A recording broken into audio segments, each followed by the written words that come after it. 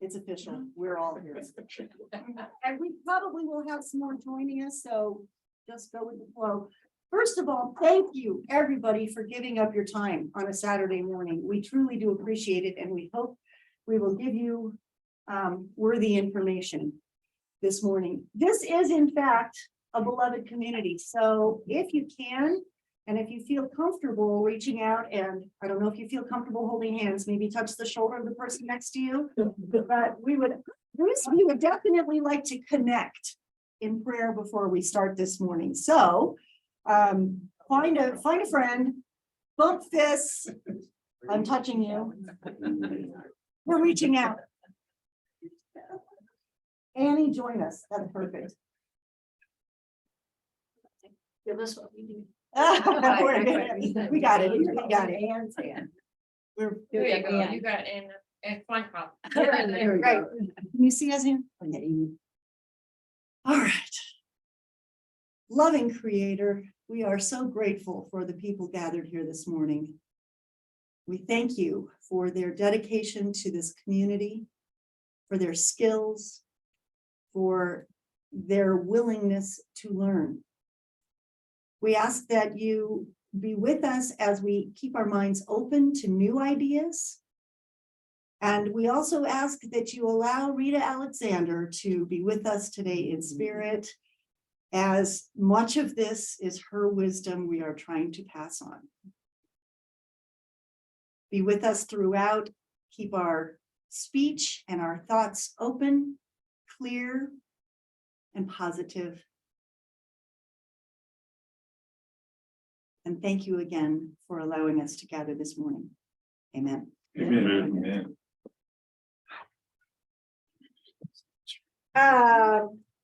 We're going to jump right into introductions. I want to do a couple of quick things just so you know what's in front of you. You'll see a binder because we are Creation Justice and I am one of the tree huggers.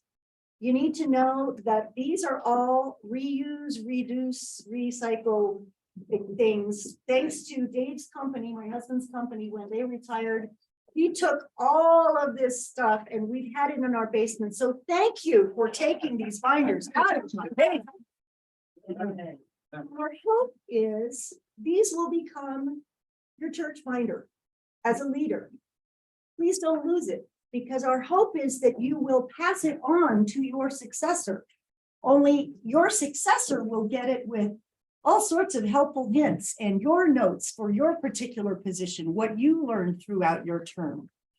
And that's why you'll find even some extra little pages in the back. If you'd like to take extra notes today, if you'd like to add more dividers that include, here's my particular leadership position. And yep, right here, there's one. I'm here. One over here. There's one over here. One here. And one right there. And so do please use them. If these become the Velveteen Rabbit binders and they are beat up, we would love that. That would be the highest compliment. What else? The purpose of today is to not only help you with your positions, but also to help our office staff. As you know, we run with an extraordinarily talented skeleton crew. And if all of us learn things which will be presented to us from our staff, they can help us more efficiently because we'll be knowing what our part is. So hopefully this is a two-way street. There will be time for question and answers at the end. And then you also notice there's a little feedback survey.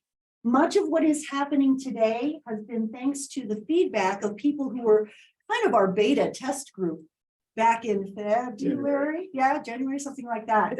A very small group that we just kind of tested out some ideas on, and then they gave us feedback.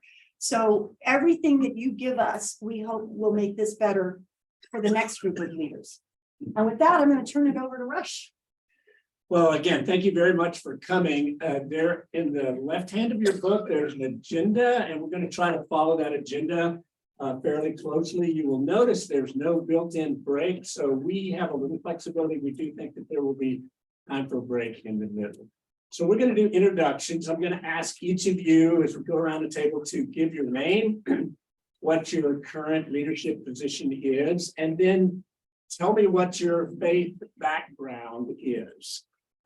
So I'll start with the presenter. So I'm Rush Pierce. My current leadership position here at First Plymouth is I'm the co-chair of this leadership task force. And my faith background is United Methodist until 3 years ago when I became a congregation. So Heidi. And if several of you have heard my story already, I'm a hybrid raised by a Methodist mom, a Lutheran dad. And by the time I was 16, I had attended confirmation in both churches. And I hated it because I saw no difference. And I had had to grow up with 2 churches my whole entire life. And I thought organized religion was for the birds.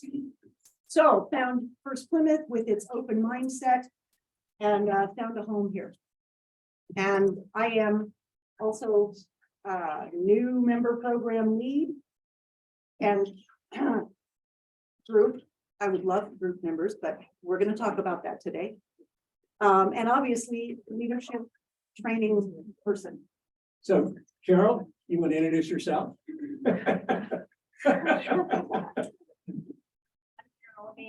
I am a staff member here. I'm director of administration. So I have an office in the front there. And I sort of take care of the business side of the church. Amy, introduce yourself. I joined the church here. I'm Amy Turner. I joined the church here in 2006, I think. And I come from a congregationalist background with my folks in Connecticut, actually, and Massachusetts. And what else were we supposed to say? Sorry. And I'm a staff member here as well as a member. So. And Lisa? Yes, I'm Lisa Medina. I started here October of 2018. I'm the office coordinator and I handle rentals, meetings, Zoom, everything. Contributions, Vaccines. all of that. So any of that that you need. Great. Yeah. Bill? Oh, I'm Bill Blunden. Background is congregational from Bushnell Congregational Church in Detroit, Michigan. And co-chair of facilities. Annie Nestor, my background was Presbyterian, until we married David and he was UCC and joined Lakewood. What do I do? I'm on, I think why I'm here, I kind of struggled with why I was asked to be here. But I'm on the trustees. Is that Heidi? Is that how I got here? That's how you got here. I'm not on anything else, or I just kind of read it lay low.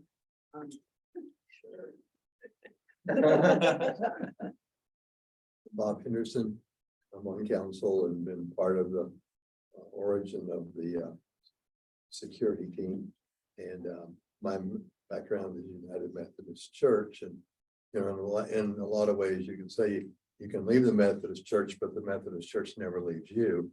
I get weekly blogs, and it's very depressing to see the disintegration of that church. Stephen Wilson, I'm on the outreach committee and council, and I grew up in the tortured Roman Catholic Church. I did my time as an altar boy. Left it many years ago. I'm Jan Hoy, and like Heidi, I was raised in a mixed marriage of Catholic and a Presbyterian. And like Heidi, I went to both churches for, I don't know, 5 years. You know, family went to Catholic.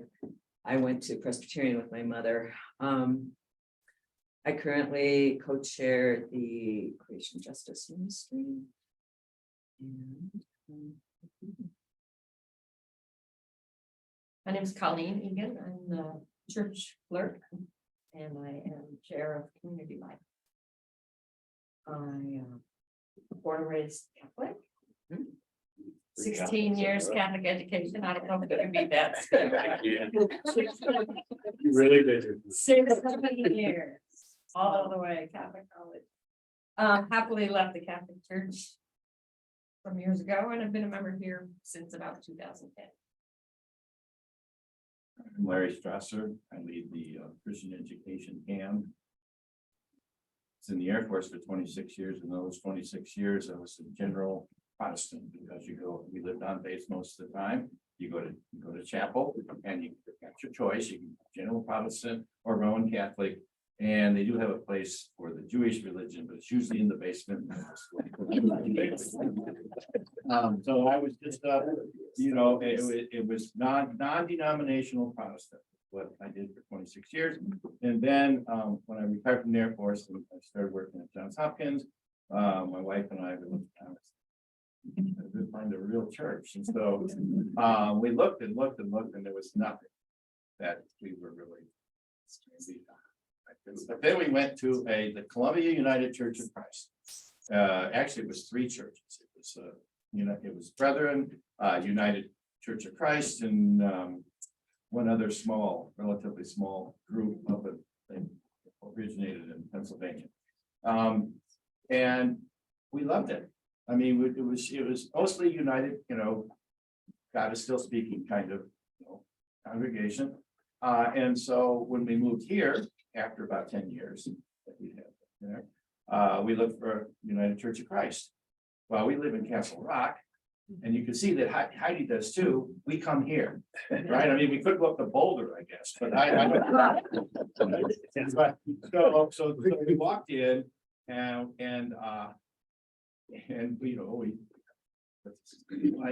like 8 people met us, gave us a little bag of stuff, and Heidi then gave us the new orient. It was, and in those days, it didn't last just 3 hours. It was a week. It was a very long time, several weeks, several Sunday after Sunday. Anyway, and then we became members about a year after that. So anyway, that's my background. Oh, and did I say I was Christian education? Yeah. I did. Okay. I'm Judy McCumber. And I I'm got net zero. Oh, wow, yeah. I don't know about that anymore. Okay. I'm Judy McCumber. I'm chair of the worship camp. And I was brought up Congregationalist. My mother belonged to a church in Old Greenwich, Connecticut, where her parents had belonged, so long time. During the times I've not been able to get to a UCC church, I've attended Presbyterian churches. And I've been a member. I first joined in 1960s. Amy Petraeus-Hill. I'm co-chair of the FPYs group with Vicki Krieger. Let's see, I was baptized in the Presbyterian Church, confirmed in the United Methodist Church, and ordained in the UCC. Journey. And I've been here for about 2 years, but I formally joined this year.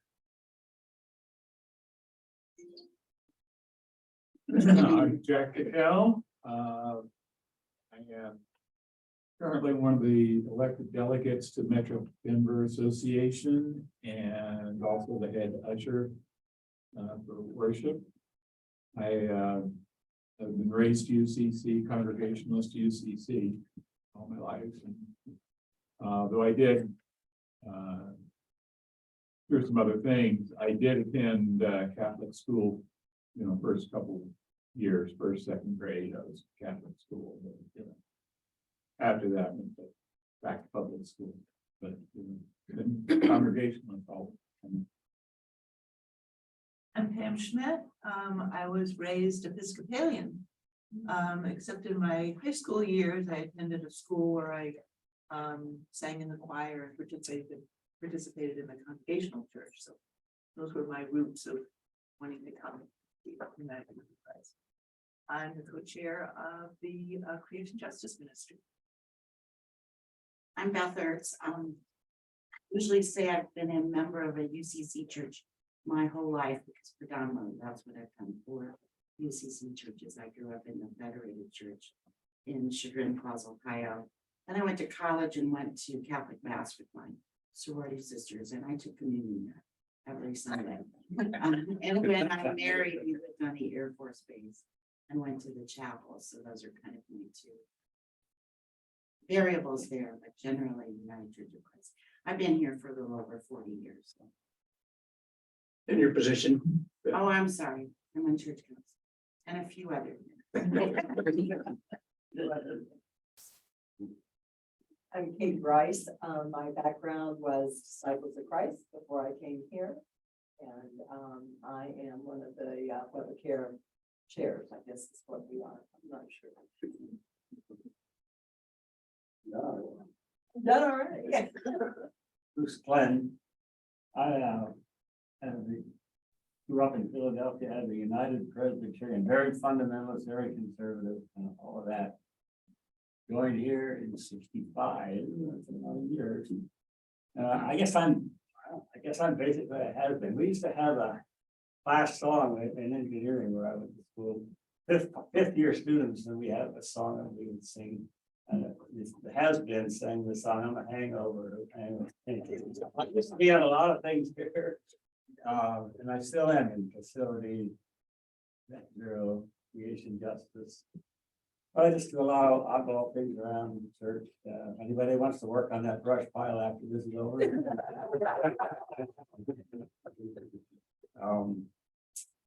Guess that's enough. You're really tempting. Steve Haskins, I'm church moderator on the council. My church background is very simple. I was confirmed here.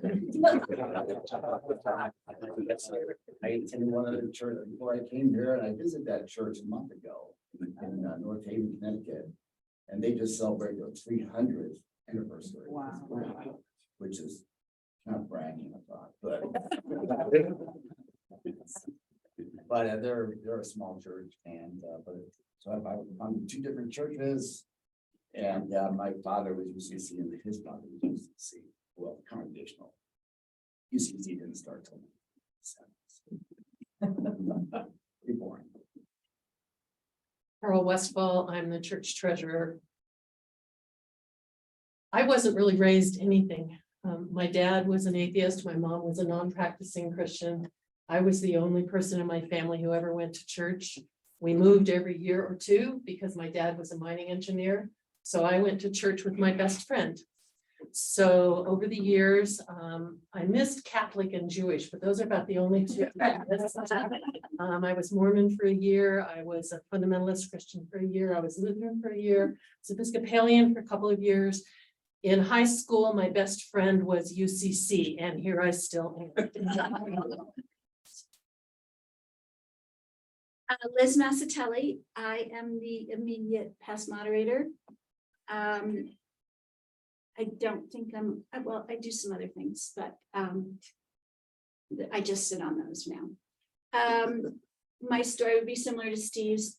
Father was a UCC minister from the 50s, started back east in Connecticut, moved to Ohio, came here.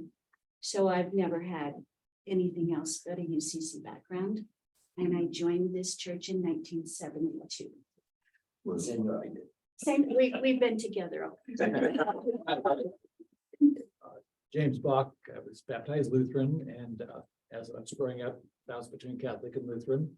Let's see here, about 9-10 years ago, my husband Ken and I and the kids started attending at First Plymouth, and I am now on the church council, started in June of this year. I'm Debbie Harrington. I joined this church in 1981. I'm a lifelong Congregationalist on both sides, going back a lot of generations. And I think I'm here as outgoing PPRC chair. Lovely Kent here is going to be taking over. So, but I figure there's always something.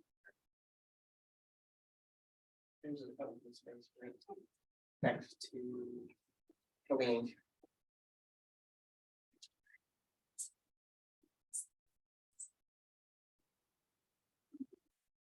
I'm Jenny Blunden, and I've been UCC all my life from starting in Austin, Minnesota.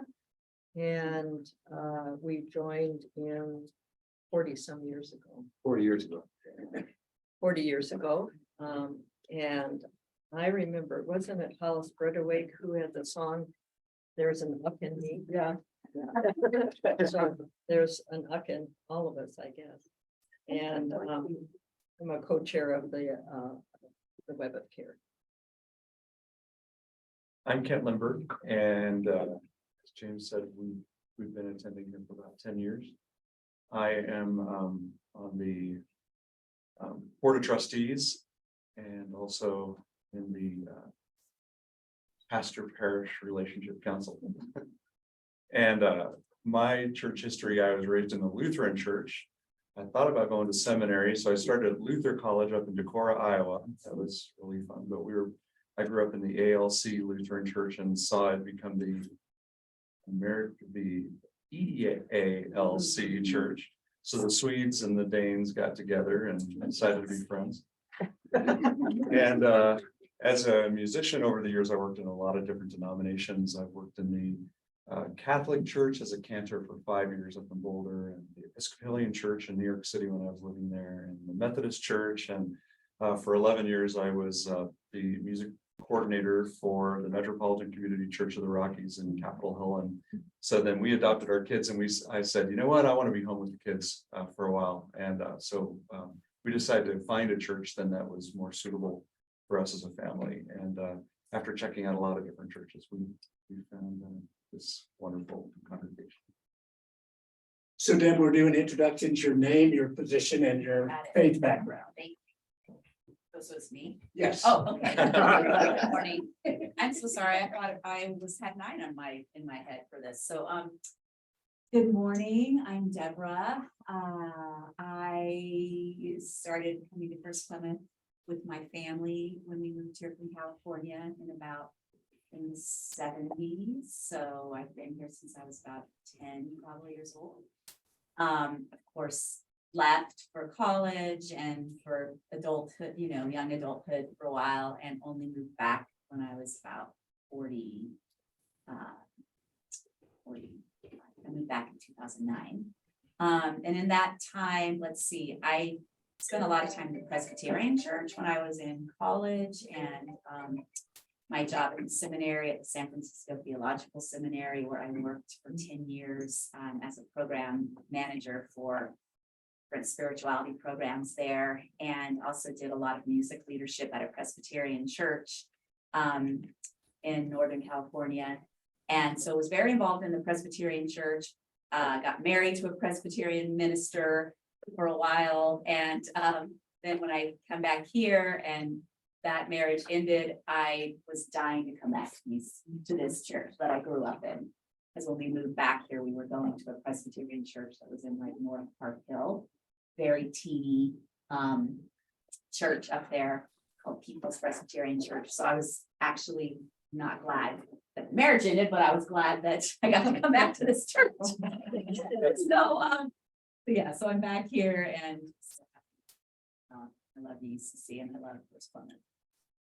In your current position? When I'm currently a number of things. I'm vice moderator, and I'm a co-chair of the Faithful Futures Committee, and I'm also on Web of Care. Yeah. And you want to introduce yourself? Sure, I'm Ann Kleinkopf. I'm on council. I grew up and have been Presbyterian for a lot of my life, but particularly growing up, I was, particularly for a Protestant, in a very multi-faith environment, because I grew up in a city that was largely Catholic and in a school that was largely Jewish. So those traditions have also informed my faith development. And I'm glad to be here. Thank you very much. Okay, Heidi, you're going to talk to us about governance. And Heidi, I'm sorry, I can't get the. That's all right. For Anne, bless your heart, we will be getting you your very own binder. So for today, unfortunately, we're just going to have to ask you. The good news is you're very knowledgeable about a lot of this anyway, but we will get you your own. All right. So first of all, let's make sure everybody's real clear. This is not, you must sit in your chair, Catholic school, or your knuckles are going to get wrapped. Please go refresh your coffee or tea, get water, get more fruit, get gummies. Please do that, okay, throughout this thing. We don't want you sitting here feeling like you're stuck to the chair. All right, with that being said, if you will open your notebooks to the first divider. Again, these have been put together. Hopefully you will add to them. This is the skeleton. But what we wanted to do is give you something that will help future leaders, and therefore this will get amended every year. The very first part probably won't, at least for a while. Go find our mission statement, and we felt it was important to put that first and foremost, because as a church, everything every person in this room is about, for why you're here, is this mission. We tell people in the new member program that the first part of it is who we aspire to be, and the second part of it is how we hope to get there. Now, this is not set in concrete. It could be revised. It has been revised, but for right now, this is our church's mission. And we encourage you to look at that with fresh eyes as leaders and see how your particular group, whatever it is you're working with, might live into how we want to accomplish the mission of First Plymouth. That's pretty much it. If you flip it over, you will see something no other eyes except for Liz and Carol Westfall have seen. This is hot off the presses and was amended as recently as Tuesday. This is brand new, and I'm wonder if we could even Put it on the screen. right. We're going to get you a brand new one, Ann. This is beautiful, and it is so much easier to understand. I think, when I started asking for an updated version, several people were very forthcoming with different versions of our governance structure at First Plymouth, which tells you one thing right there. We had about 6.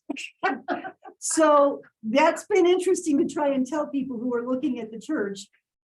You kind of, what's our governance structure? Well, it depends on who you ask. So thank you, Liz and Carol, for all of this work. Yes. Carol Hainsey also. And Carol Hayden, we had both Carols. Yes. Oh, of course you did. We'll thank her appropriately. Most people in this room know this, but it is important to just quickly review it, and especially because now it is so clearly laid out. The difference in a UCC church is that the congregation really is the head of the church. Now, that may feel different in different congregations. There are congregations that are very pastor-centric, and especially if you've had a leader there for 20 plus years, people do tend to identify themselves with their leader, obviously. With First Plymouth, we have had a succession of leaders, and it felt weird for some people because I'm going to address maybe the elephant in the room. I don't know if it is or not. We had an amazing senior minister, Reverend Stuart Haskins, for 28 years.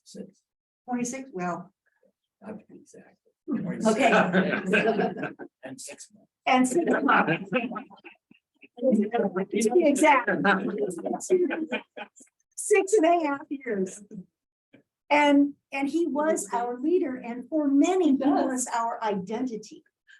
And so now that we have a little bit more of a normal existence at this church with leaders that don't stay 2.5 decades, some people are not comfortable with that. If they've been at this church for that long, it can feel like a shakeup, when in fact what we are living now is really a lot more normal than the career pastor at a church kind of a thing.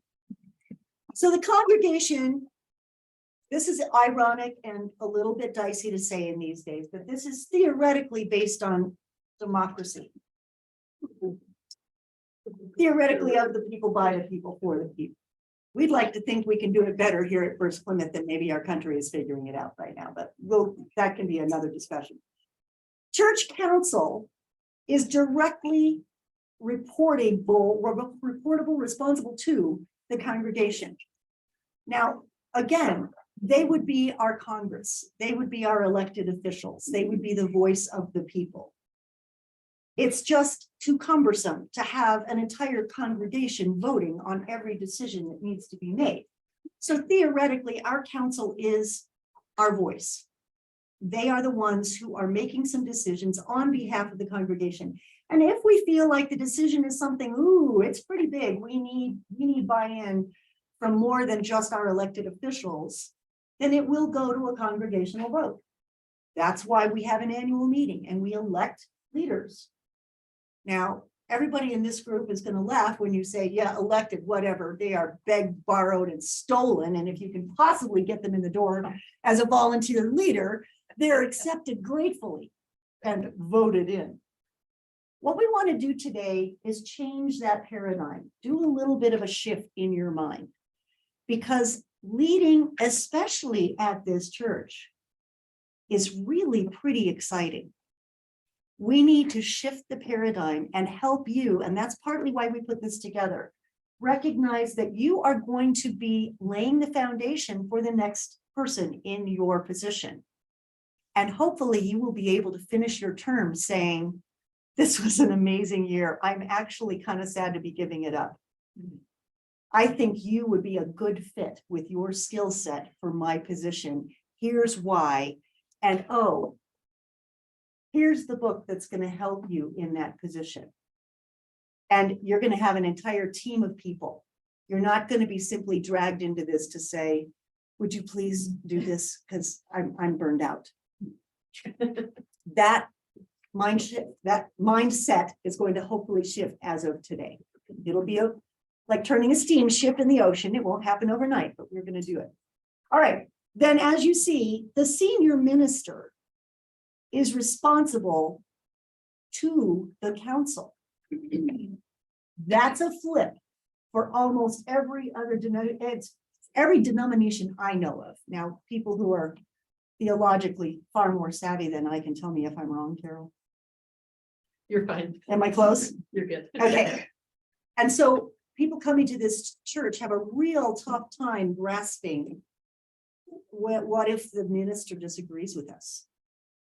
Well, it depends. Then that's when our council gets involved. But it is a different setup than anywhere else. You just heard how many backgrounds are represented around this room. The good news is around this room, we have a lot of experience with the UCC church. So we really don't need to expound on that too much, I don't think. The rest of this I'm not going to go into in detail, other than to tell you that if you follow what Liz, Carol, and Carol so carefully laid out, you're going to basically see who is accountable to whom. And that's going to help you know if there are questions. Now, obviously, you can come to Rush, you can come to me. If you can't figure it out, we'll help you figure it out. But this pretty much tells you your group is accountable to who. That's kind of a chain, not a chain of command, but it does help the process flow. In fact, at one point, we were calling it a flow chart. That's to help you know, where do we go? If we want to make a policy change for our group, who do we need to contact? Who needs to know? Is this something we have to vote on? That's why this is here, to help you know who you need to contact. And I will tell you the very next section then. So you'll see the leaders, and Annie, this is why your name got pulled. You're on this list. These are the list of people that we could, I'm sure we've forgotten somebody, because that'll happen. But for as close as we could come, this is a whole list of leaders. Now, we weren't going to ask everybody, okay, are you fine with us giving out your information and your contact information? Because if you don't already know Shelby Next and how to look that up, hopefully you're staying after to learn about Shelby Next and how to look that up. There shouldn't be any reason you need it here, but if you want your own copy, you can create your own list and Carol Merrill, who's standing behind door number 3, will help you with that. That's why this list of leaders is included, just so that if you do have questions, yes, ma'am. Just want to make one on the spot correction. Great, I'm getting my pen. On council. In TBD is really Ann Kleinkopf. Yay. Right. Thank you, Anne. You are no longer TBD. Another hand, Debbie. Well, I have a point of clarification. Pastoral Parish Relations Committee actually reports to the congregation, not council. That's in our documents. So I don't know that it makes a big difference for the flow chart, but that's Where's the accountability? it. Well, we, with Jenny and prior ministers, worked up our introduction and sort of best practices, and it says right in here that we are a committee of the congregation, not a committee of council. Well, how does that? That We don't only report change to council. to me, Deb, it changes because it's not like you go to council and give a report of things you've been talking about. We do give a report to council. We're a couple times a year. We're All right, supposed we will take that under consideration. We're not quite sure how someone reports to the congregation other than council, but I understand that. we don't need to work that out. I here. just We wanted will to say, acknowledge. because that's how we've operated. And that's really important and a perfect example of what today is about. There are things that have been in operation at this church for years. And it's been understood, this is who we report to. This is how it's always been done. We know those are whatever the 7 last words of the church or something like that. But we also recognize, and we'll talk about this a little bit later, that we do need to be flexible, and maybe that's something that needs to be addressed. Maybe the wording in the whatever bylaws or needs to be addressed. So those kinds of things are critical to get brought up. If you have a comment like that today, bring it to our attention so that the people who put this together know. And if we need to be addressing the wording, fabulous, now we know. Okay, Is the web of care considered to be referable to community life?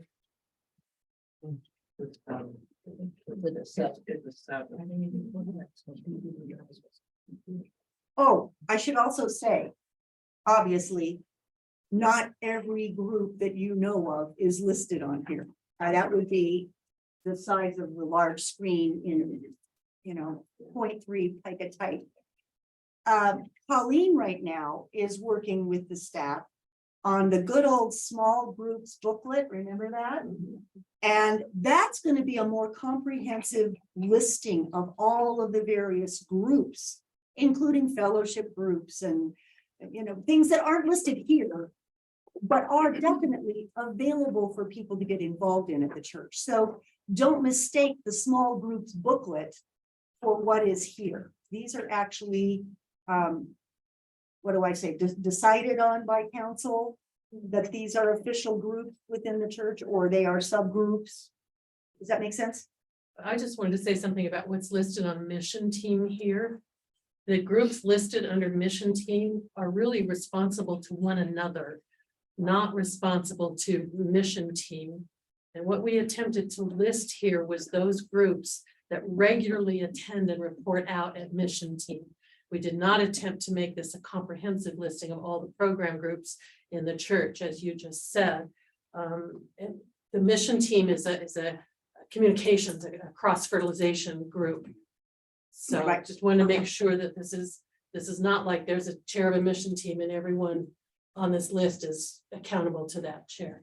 Very good. And the other thing that we've discussed at mission team is one of the purposes of mission team is we learned several years ago that the left hand and the right hand didn't necessarily know what was going on in this church. We had a lot of people doing a lot of things.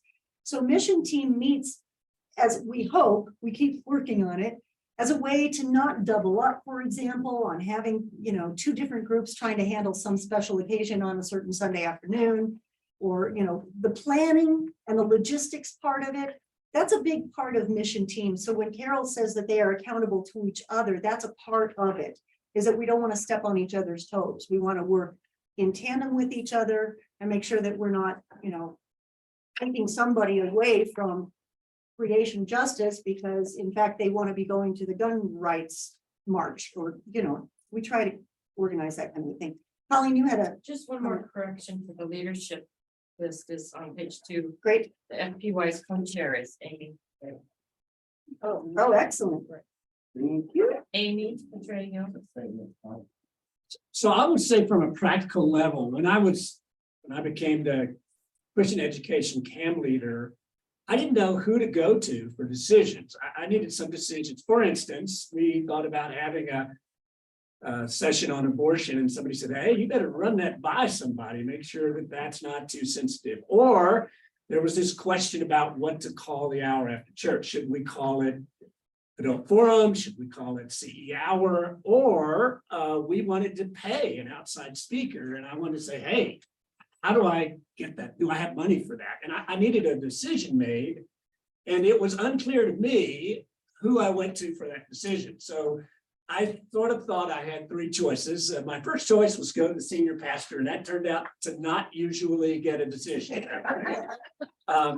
Second was to go to mission team, and mission team was often helpful, but I did not find them to be a decision-making body.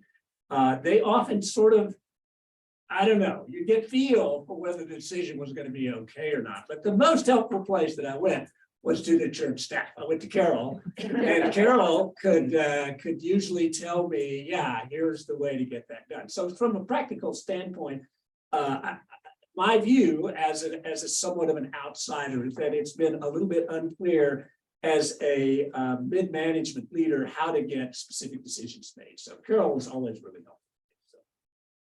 Yes, ma'am. I've heard a few people talk about trustees and I don't know where they are on this chart. What's the question? Trustee. What The trustee? trustees of the Plymouth Fund. Oh, it's on the fund. Okay. Yeah, they're listed at the bottom of the first page under tab 2. So they're on your list of leaders. They're under church council. I'm sorry, I don't know what the question is. She The was, first Plymouth Fund, you're saying all those people are the trustees. Yes. Okay. that's what they're called. You're yes. not, it's not written on here. I didn't know for sure. So that might be a point of clarification is that, especially because we have recently changed how the financial things work. And we no longer have a foundation and an endowment. We now have a fund. And it's my understanding the people who are in charge of that are now being called trustees. So it's a new term. I had. It is a new term, exactly. So if that's a new term for you, one of the things that we'd like to do with these leadership training sessions is get our terminology consistent. We do have an issue. Now, this is the downside of having so many people with such a great history at the church, call things what they were called 30 years ago. And that doesn't help the people who are coming into the church when they're seeing something like a CAM and they don't know what that means. And I'll just jump into, is Carol here? Yes, I'll jump just a little bit past her because we're kind of talking about it. But if you go to tab 3, she's going to address office policies right now, but go to the very last page of tab 3 and you'll see a guide to First Plymouth acronyms. There it is. Now, that will hopefully help us all get on the same page. Again, it's turning a steamship in the ocean. We know it won't be overnight, but if we can all work to use the same terminology, it will help anybody who's new coming into this church feel like they have, well, if you cannot use the acronyms at all, it would help. But at least if they see them, you can hopefully help others know what that means. Right? And with that, are there, Amy, did you have your hand up at one point regarding governance? You're good, Deb? Oh, I just always, for a while, I know now, but CE, I never knew if that was like, does that refer to children and youth Christian education or is it adult Christian education? Just Excellent. Yeah. Yes. Larry, yeah, I was gonna say Larry and Rush can address that right here for you, but that's a great clarification. It addresses both, and right now, Alex Wright is handling most of the children's Christian education. Larry is heading up adult education, Okay, but that all falls But under the. all falls under education, CE. Falls out of that is the youth, so we're trying to fix Yeah. that. Right, and see, perfect, there's another perfect example of things that are in transition, and that's a good thing. It's exciting. So thank you. Other questions on this little segment? Fabulous. Good. Go refill. And with that, we're going to move on to, this is really key. Carol? No, you we're are doing out- volunteer recruiting and session now. Oh, I'm sorry. We jumped back. You were out of the room, but thank you for your work on the flow chart, org chart. Thank you. Great. Go ahead. And you saw Okay. there's a whole tab in here that. I did. So I'm going to talk a little bit about volunteer recruiting and succession planning. I am not an expert in either one of those topics. And Rita Alexander was our expert, and we miss her dearly. And many of the ideas here are Rita's ideas. So we want to give Rita credit for most of this. I will. Quite a clarification. I think it could be succession. thing. I wondered about. Oh, okay. Sorry about that. But Succession means leaving. correct. Succession means. Anyway, okay, thank you, thank you. So, Nobody put seating. this was, I think this is a challenging thing for us at First Plymouth. Many other churches, the senior pastor helps with recruiting volunteers, and that's not been a prominent part of my experience here at First Plymouth. And many other churches have a nominating committee of their administrative board or their administrative organization, and we do not have one here. So volunteer recruiting here is done on a different way, at a different level. And again, many of you have more experience with this. So, but I want to just share with you some observations that Rita had. So she felt that part of our experience at First Plymouth is that we had a few people who did most of the work. There were people who had been here a long time, did a lot of volunteer jobs, and were called upon to help out when something new came up. And those people often felt sort of put upon or not enthusiastic about the job. Rita's observation also was that when new members joined, if they wanted to help out, they often were overlooked as a potential volunteer to be recruited.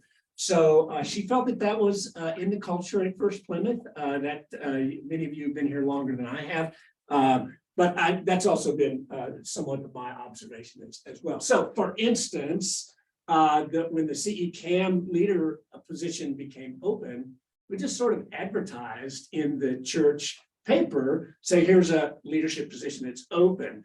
No one approached anybody specific. No one approached me. I just volunteered to be a member of that group. And when I asked Alec Wright, can I join the group? She said, sure. I said, how many people are on the group? She said, just you and me. So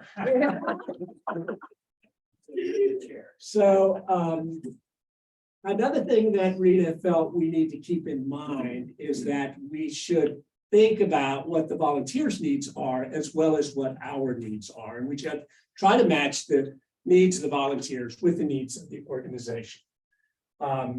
So there are a lot of different reasons why people volunteer, but the most common one is that they want to help other people. And I think that is that's my common experience. That's why people volunteer here and elsewhere where I've been in volunteer work. So Rita had these 10 questions, and I'm going to briefly run over these. How do we get people involved and not have the same people? So one suggestion she had is when we ask people to make it personal, we've got some specifics about that later, and that we should look at people who have recently joined as a potential pool. We can think about this on mission team. We don't have an organized way to do that. So when somebody new joins, we don't have 6 different CAMs acting in the volunteer, but that might be something that mission team could think about.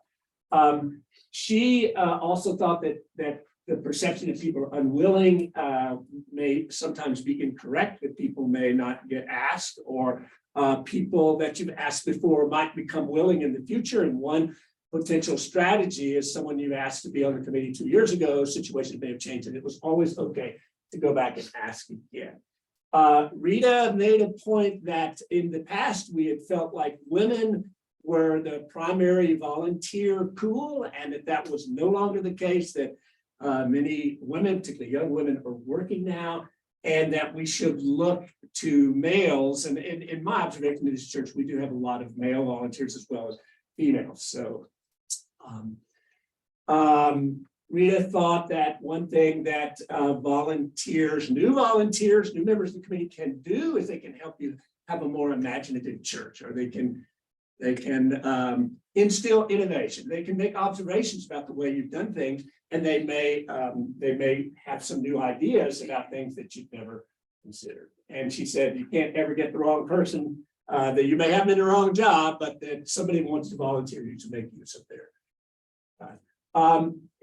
her point was that sometimes we looked at what people's professional background was when we think about how they might be helpful to the organization, and that might not always be an effective way of doing things. Some people may not want to use their professional skill set in their volunteer skill set. So don't get in the mindset that if somebody was an accountant, they should be involved in accounting things at the church. They may want to be in the choir or do something else. So, and that if you do volunteer, or when we ask volunteers, we should be specific about what the duration of the commitment is. That oftentimes people got into volunteer jobs, particularly here, and then just stayed in the volunteer job for years and years and years. And that when we think about asking volunteers, we should think about what the time commitment and the duration of the commitment is. So she talked a little bit about this. Some leaders tend to be perfectionists, and they do not like to delegate. And what do you say to people about that? And you say that if you can delegate, you'll have more time, you'll have less burnout. And one of the features of delegation is that it may not be done exactly the way you would done it, but there's not always one way to do things. If there are more than one way to do things.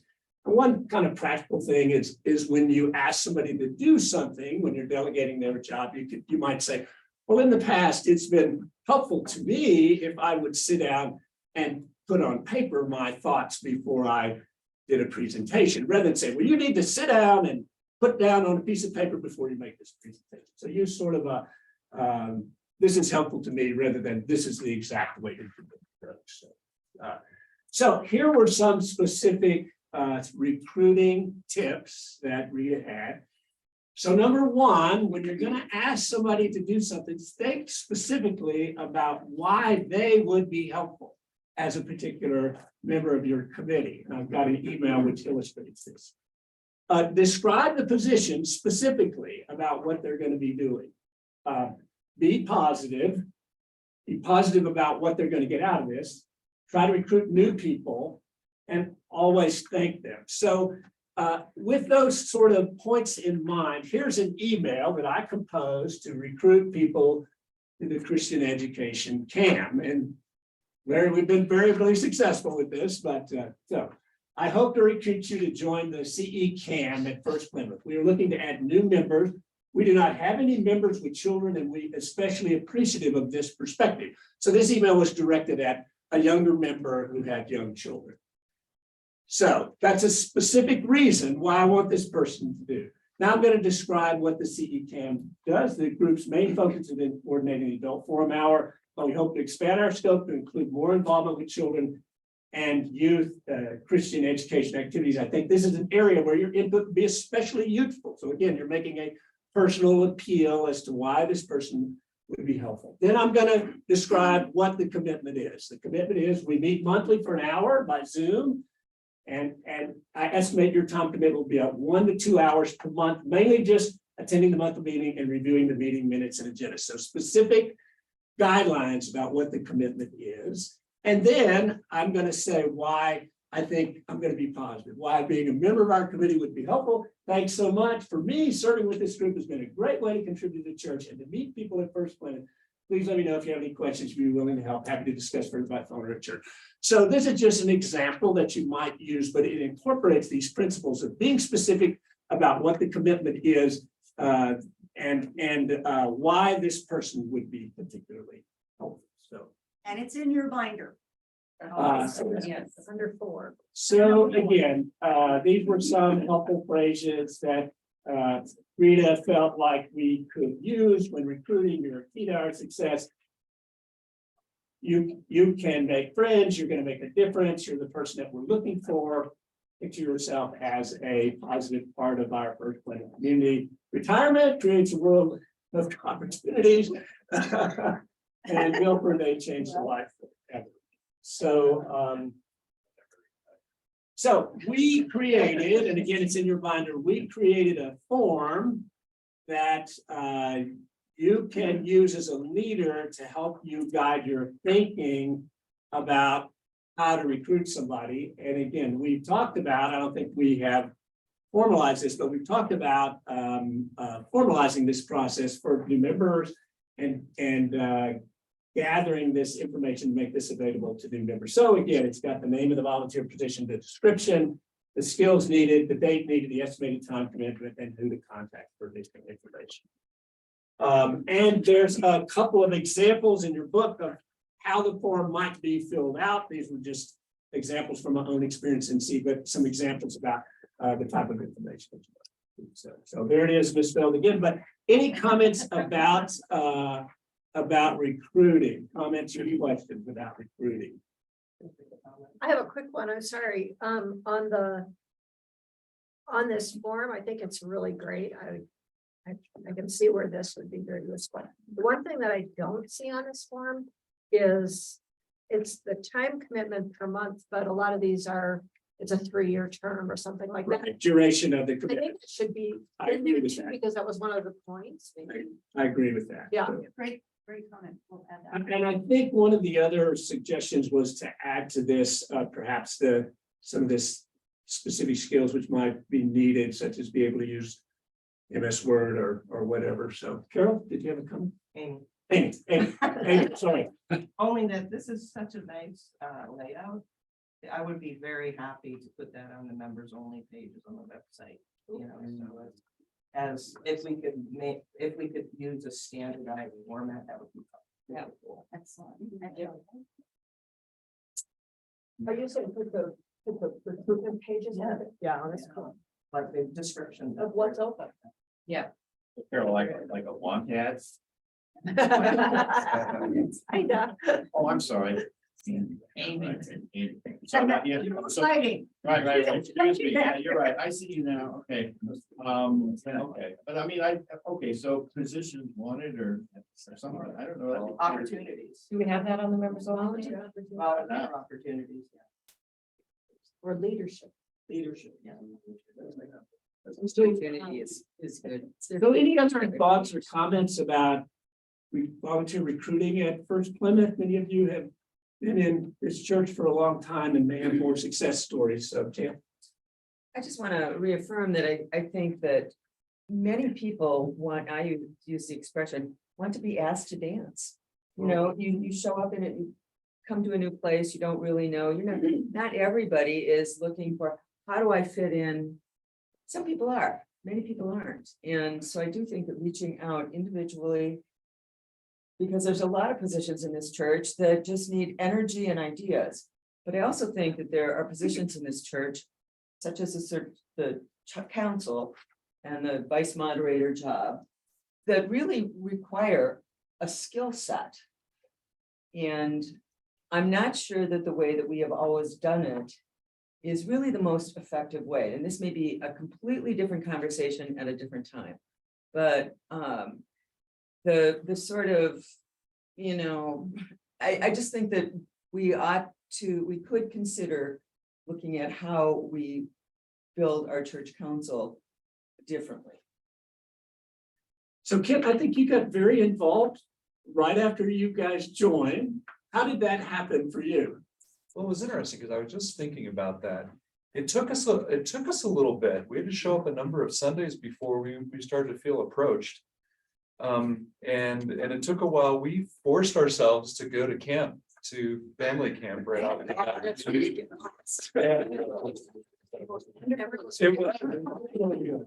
But it was like, okay, if we're gonna get to know people, we gotta assert ourselves. And we've had a lot of conversations about, I wonder how it'd have been if we didn't assert ourselves in that manner, how much longer it would have taken us to get our foot in the door. It took us a while. And then little by little. Just to follow up, when there is a new member that expresses the desire to maybe do something, and they really don't know what that'll be yet. There have been examples of people who have done that, and then we have not reached out. And I think that that's where First Plymouth needs to be a little more human and kind of get into that whole mindset that this person may not be the in your face, oh, I want to chair this. They might just say, yeah, I would consider that. So we need to somehow follow up. So would that be, who would that best reside with? So is that a web of care thing? Is that a new members thing?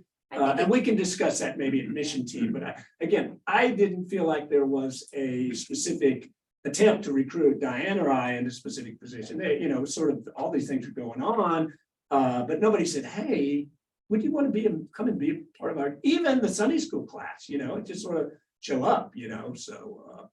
Other churches we've joined, we were usually approached on the Sunday we joined.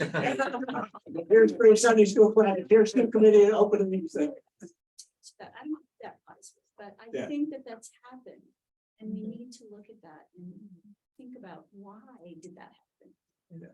I mean, I was a member here for attending, I don't remember exactly when we joined, we transferred from another UCC church in about 93, but it was 10 years before someone from the nominating committee called and asked if I wanted to participate in a ministry. Which we don't have anymore. Right. That's kind of my right. And I never would have said, oh, I'd like to get involved in the worship and arts ministry. Yeah. I was doing stuff with the youth and kids. Yeah. And I think that when we removed the nominating committee from flowchart and everything else, we did we lost the opportunity to sort of assemble names and recruit more widely. And that was based in part around the idea that people will go where they have energy for, which is also true. But if you have to be like Kent and James and sort of say, we want to integrate, as opposed to what I think a lot of people are. And it's like, okay, I'm coming to church. I don't know how to fit in beyond that. Deborah? I'm wondering if in the new membership class, if when those folks kind of are ready to then join, if they're talked to about, I'm sure you talk about volunteer opportunities, but what if there was a list of open positions that were presented to them and said, here's all the areas that we're looking for people. Excellent idea. And then they fill out those forms or even an interest form, and then that gets passed on to whatever various chair of that committee or that, because we definitely need to get new members involved. And it's not, you don't always remember who the new members are, when you're looking for people, and you see them all the time at church right now. It's hard to know who are the new members and how do I reach them and, all that. So, yeah. I've thought about maybe a little spin on that, which would be to ask them to fill out sort of a profile. Yeah. Like, here's my talents and my time availability. And I worked on a form like that or an idea like that. It never went anywhere when I was doing pastoral care, but it was, even stuff like I have a truck. I am willing to drive because we have certain, I can pick up people to come to church. It's a big, it's wider than leadership. It's really, here are my talents, here are my resources, and I'm skilled in, Excel or, just kind of getting an inventory of who the people are in terms of how we might best integrate those skills and abilities, because they may not be ready for leadership, which I would call that forum you did a leadership recruitment forum. But because volunteers are different than that, but there's so many volunteer needs too, and that's often the first way people get involved. Just, okay, I can, pick up somebody to bring them. Yeah. to church. Great. So anyway. This is probably beyond what we're talking about today, but would we consider getting the nominating committee to back together? That's a topic for a different day. Judy. But I just wanted to put that out there. Bruce, you have Well, I was gonna say, there are a lot of one-time volunteer things, and what you just said about a truck, really, I don't throw it off, yeah. Like, for instance, the e-waste day, or the Smart day, or the work project day that we have around here. And so they can come in and do wonderful deals, and we need a truck, by the way, on this brush pile. That'd be great to have a list of people with trucks. Yeah. So Bob, and then Amy, and then we'll move to the next topic.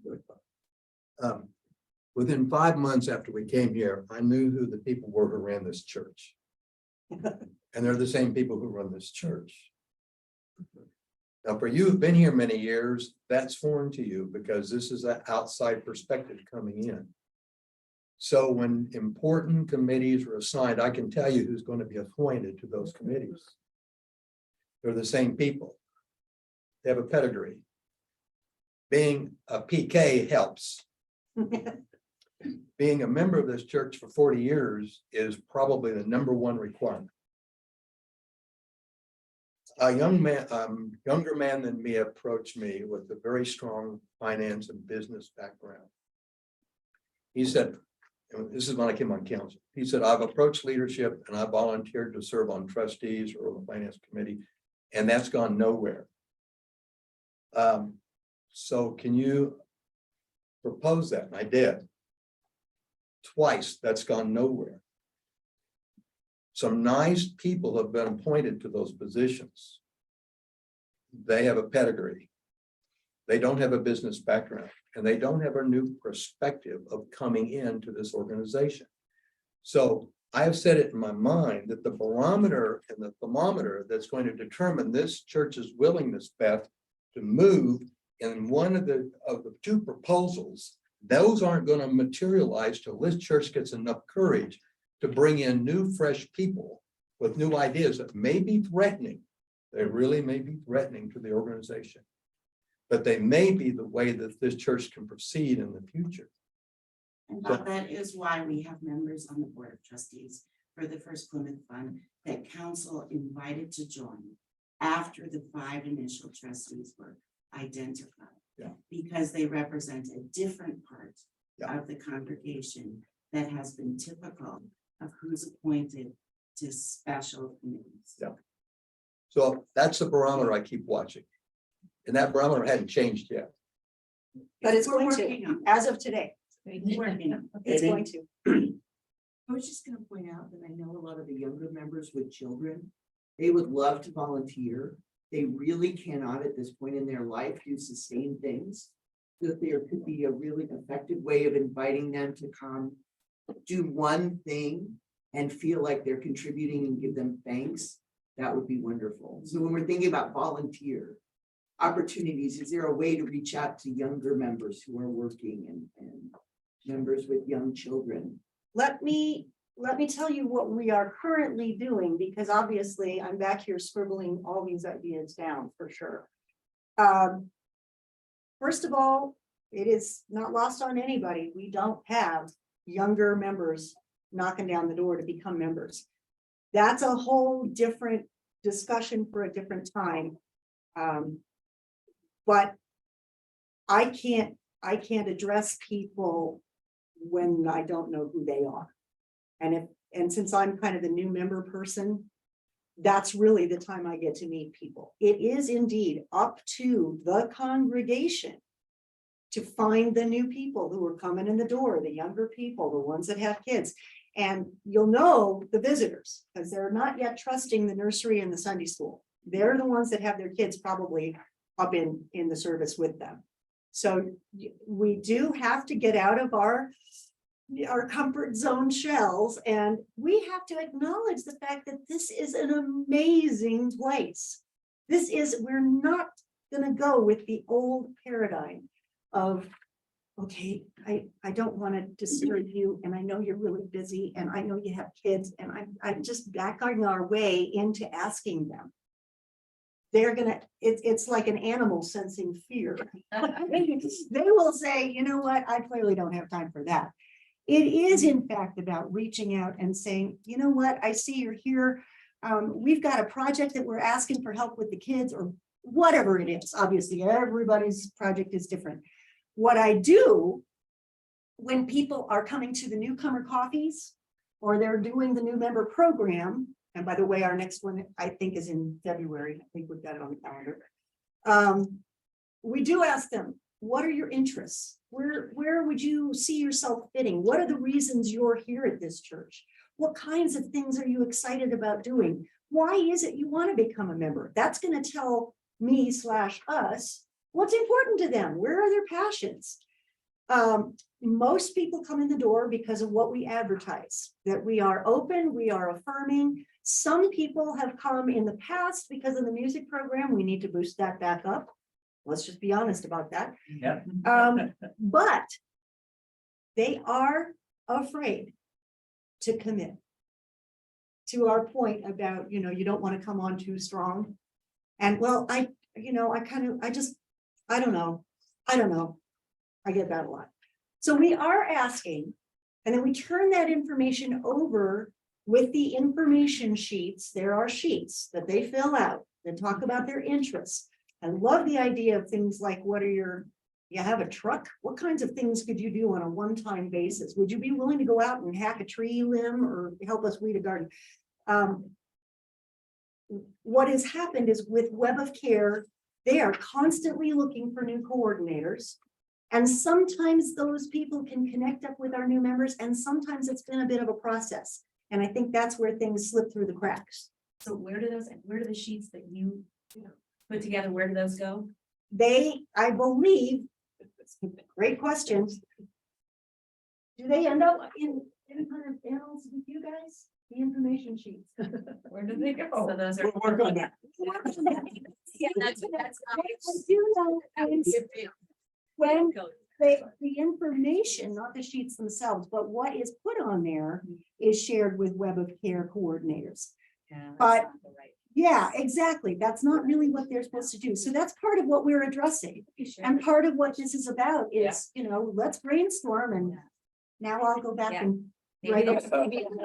It should be sent to mission. Maybe it should be shared with the team or. So I'm going to talk about 60 seconds about planning for your replacement. This has been an issue also at First Plymouth. There was a survey that was done of camp leaders about 18 months ago, saying that they know who their replacement was going to be, and they had trouble finding a replacement, and the resounding answer to both of those was no, I don't know who the replacement is, and yes, I've had trouble recruiting someone. So again, this is sort of the same problem. I will share with you what has worked for Christian education, and I recruited Larry. I said, would you be willing to be my assistant co-leader for 1 year, study in this job, and then become the main leader, and I will stay on and help you during the year that you're leader, and we'll try to recruit a subsequent co-leader. So saying to someone, this is really a 2-year position, you're going to be leader for a year, then you're going to assist the other person be a leader. That has worked for CE. So that's one suggested model. So I know that recruiting replacements been difficult. So I want to move now to meetings, and this is mainly Lisa's deal, but I'm going to make just a few comments about meetings from the perspective of a CAM leader. So I really I want to say 2 things. We have the option here of having meetings by Zoom or in person. In my experience as a leader is that Zoom meetings were very convenient and the attendance was better by Zoom than when we met in person.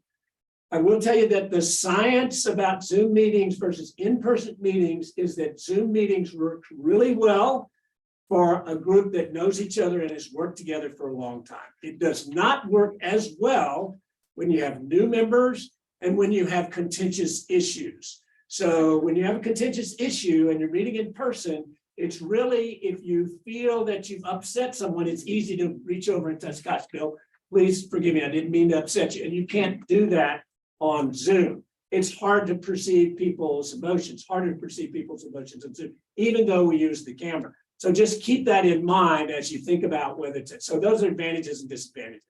Christian education has been meeting by Zoom. We all know each other very well. We've had great attendance since we've been meeting by Zoom. The other point I want to say about meetings is what's been helpful to me as a leader is three things. Number one, prepare an agenda about a week ahead of time, which means I sit down a week before the meeting and think about what we want to talk about, and I send it out ahead of time, hoping that some people will look at it and be thinking about the topics ahead of time rather than talking off the top of their head. Number two, keep good minutes. And number three, prepare as you're meeting. What's been helpful to me, prepare during the meeting the action items and then summarizing those at the end of the meeting. Here is what we agreed on, and here are the action items for next week or next month or next year. So, okay, Lisa is going to tell us about scheduling meetings and all about meetings. All about meetings. Yeah. Okay, first I just want to talk about the calendars that I maintain. So I have a master calendar and it has everything on it. It has all of your meetings. It's okay right here. Yeah. That's fine. You can move it Okay. around if you want. So it has all of the church meetings, it has my parental groups, it has things that we're doing, whether it be maintenance, just things, and not all of those things are on the website calendar, which is more of a public calendar that anybody can look at any time. Okay, so if you're looking to schedule a meeting, I suggest looking at the website calendar, but call me so I can tell you what else is scheduled in the building. We don't have rentals on the website calendar. Okay. So that's. Interject for a second.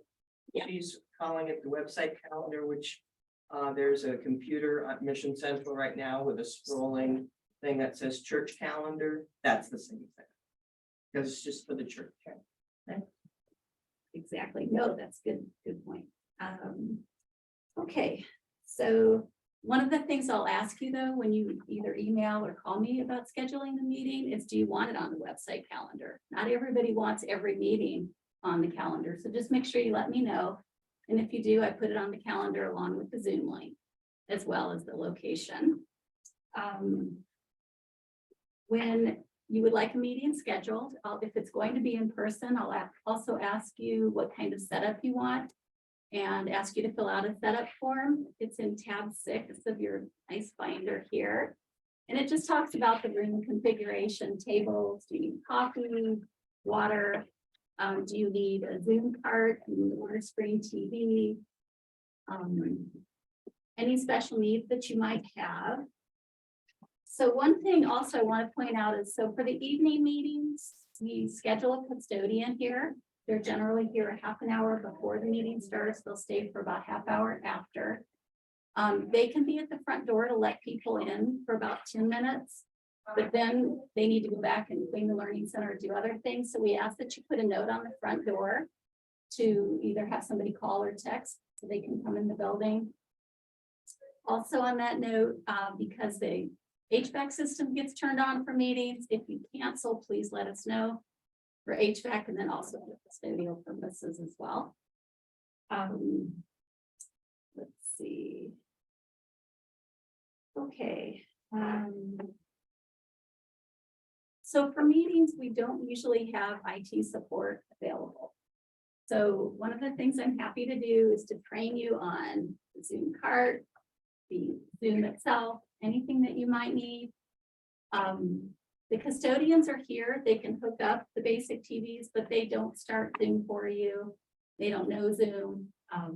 So please let me know if you're uncomfortable with any of that. Today afterward, I'm happy to work with whoever would like on learning Zoom. Okay.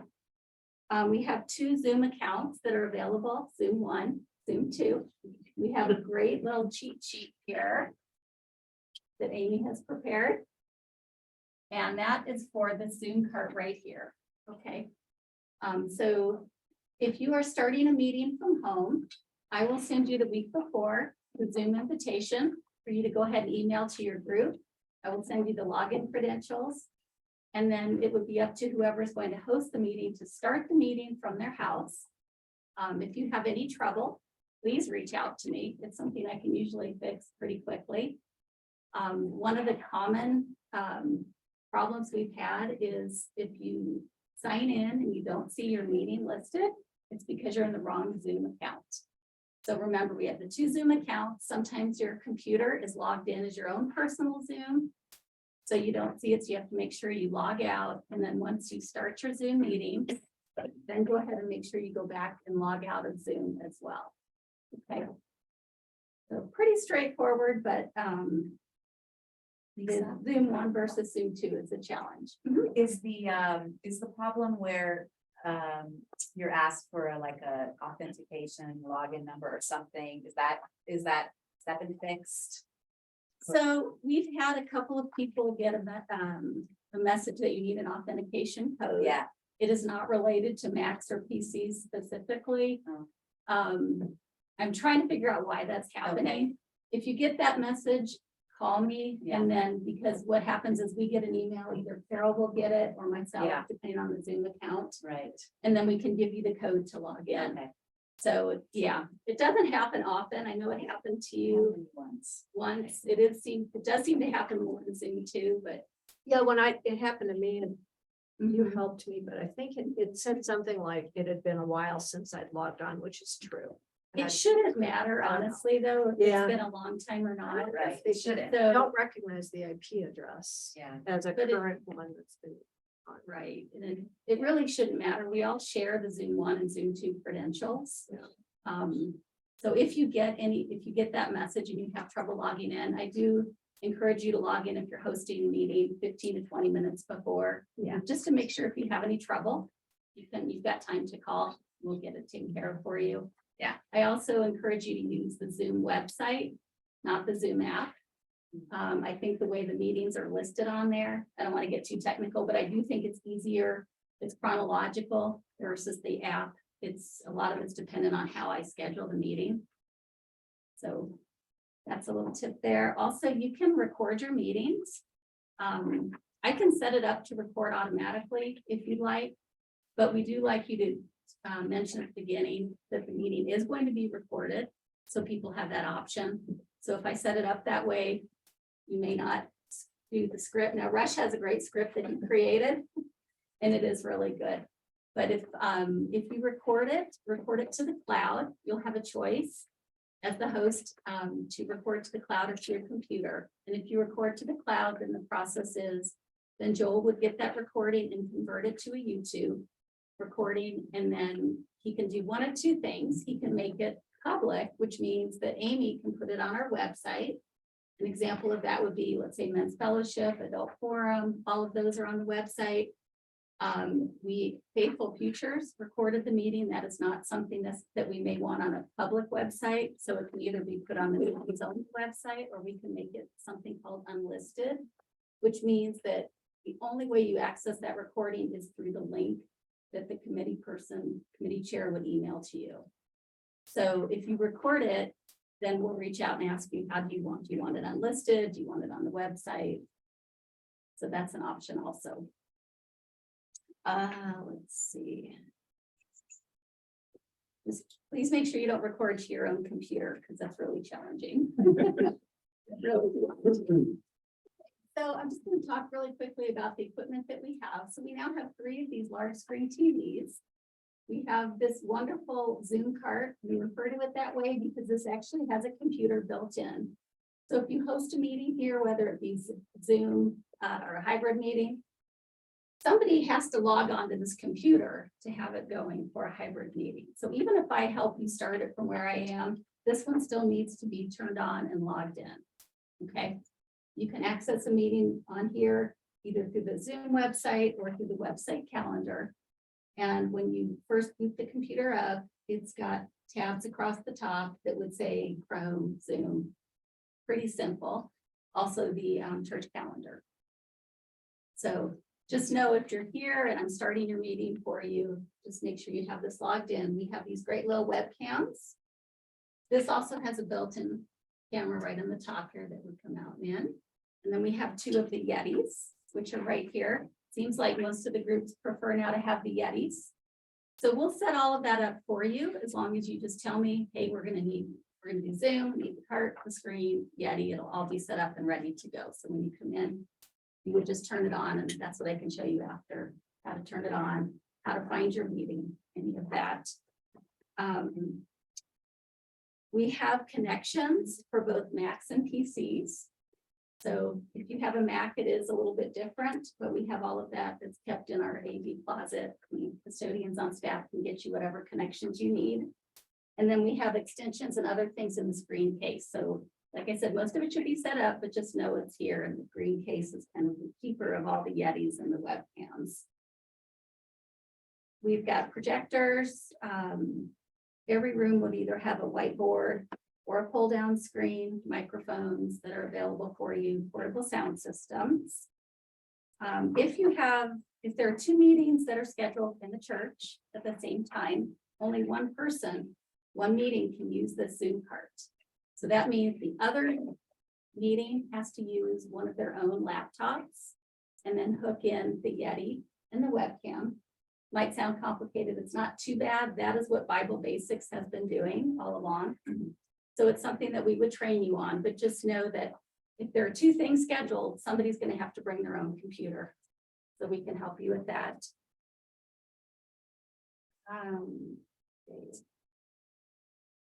That's a quick question. Mhm. Do we have whiteboards? One right back We in the do. corner. One right back. Okay, so there, okay, so we We have these back here. We also have easels with the flip charts and Yeah. others. Are we always here in this room, No, No. no, actually, the whiteboards would be stored either back in the closet or downstairs. So if you let us know ahead of time, that's best, then we can have it brought up. We try to set up the rooms at least a day or two ahead of time. That's why you have the room And- set up for them. Yeah. Yes. Just mention what you need, put it on there, they have it all ready to go.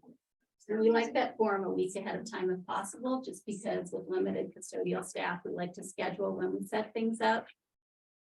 Lisa, can we get that form electronically and return it electronically? Yeah, we could probably, Amy could work wonders and put it on the website. Yeah, absolutely. Tab 6. Yeah. It's in, yeah. Tab 6 And while you're at it, And tab 7 has that chart. Yes. Cheat sheet, so that if for some reason that sprouts legs and goes walking, you have your handy dandy beloved velveteen binder with you, you will have all your notes. That's right. Exactly. If you do come to a meeting here and the remote isn't working for the large screen TV, try the button on the back. Self-explanatory. Think of the things on why people have called and it's not working. So, yeah. And the custodians can help, but that's, like I said, it's just a pretty basic thing there. Other notes for you. So the custodians generally don't wash the dishes or linens. So if you're going to have a meeting where you want to use the china or whatever, just talk with us ahead of time so we can figure out how that's going to happen. We do have a copier in the office and we've got a list of department codes that's right next to it. So if you were going to make a lot of copies, we can show you how to do it. We're going to put the codes in. We do keep track of who are using the copies. There is an ice maker in the Plymouth Hall kitchen. Help yourself to that. We also have compostable plates. Everything that we're purchasing now is compostable. We still have a little bit of the old stock left. So Another question. So when we use the ice and fill up pitchers and stuff, what do you want us to do with that at the end of the meeting? I mean, should we go wash those and put them back, or I mean, that probably is. what do you think, Carol? Well, you should get them all back to where the dishwasher is in the corner of the fall. Okay. A number of church members know how to run that dishwasher. Okay. If you don't know how to run it, just leave them neatly stacked there. Okay. That's great.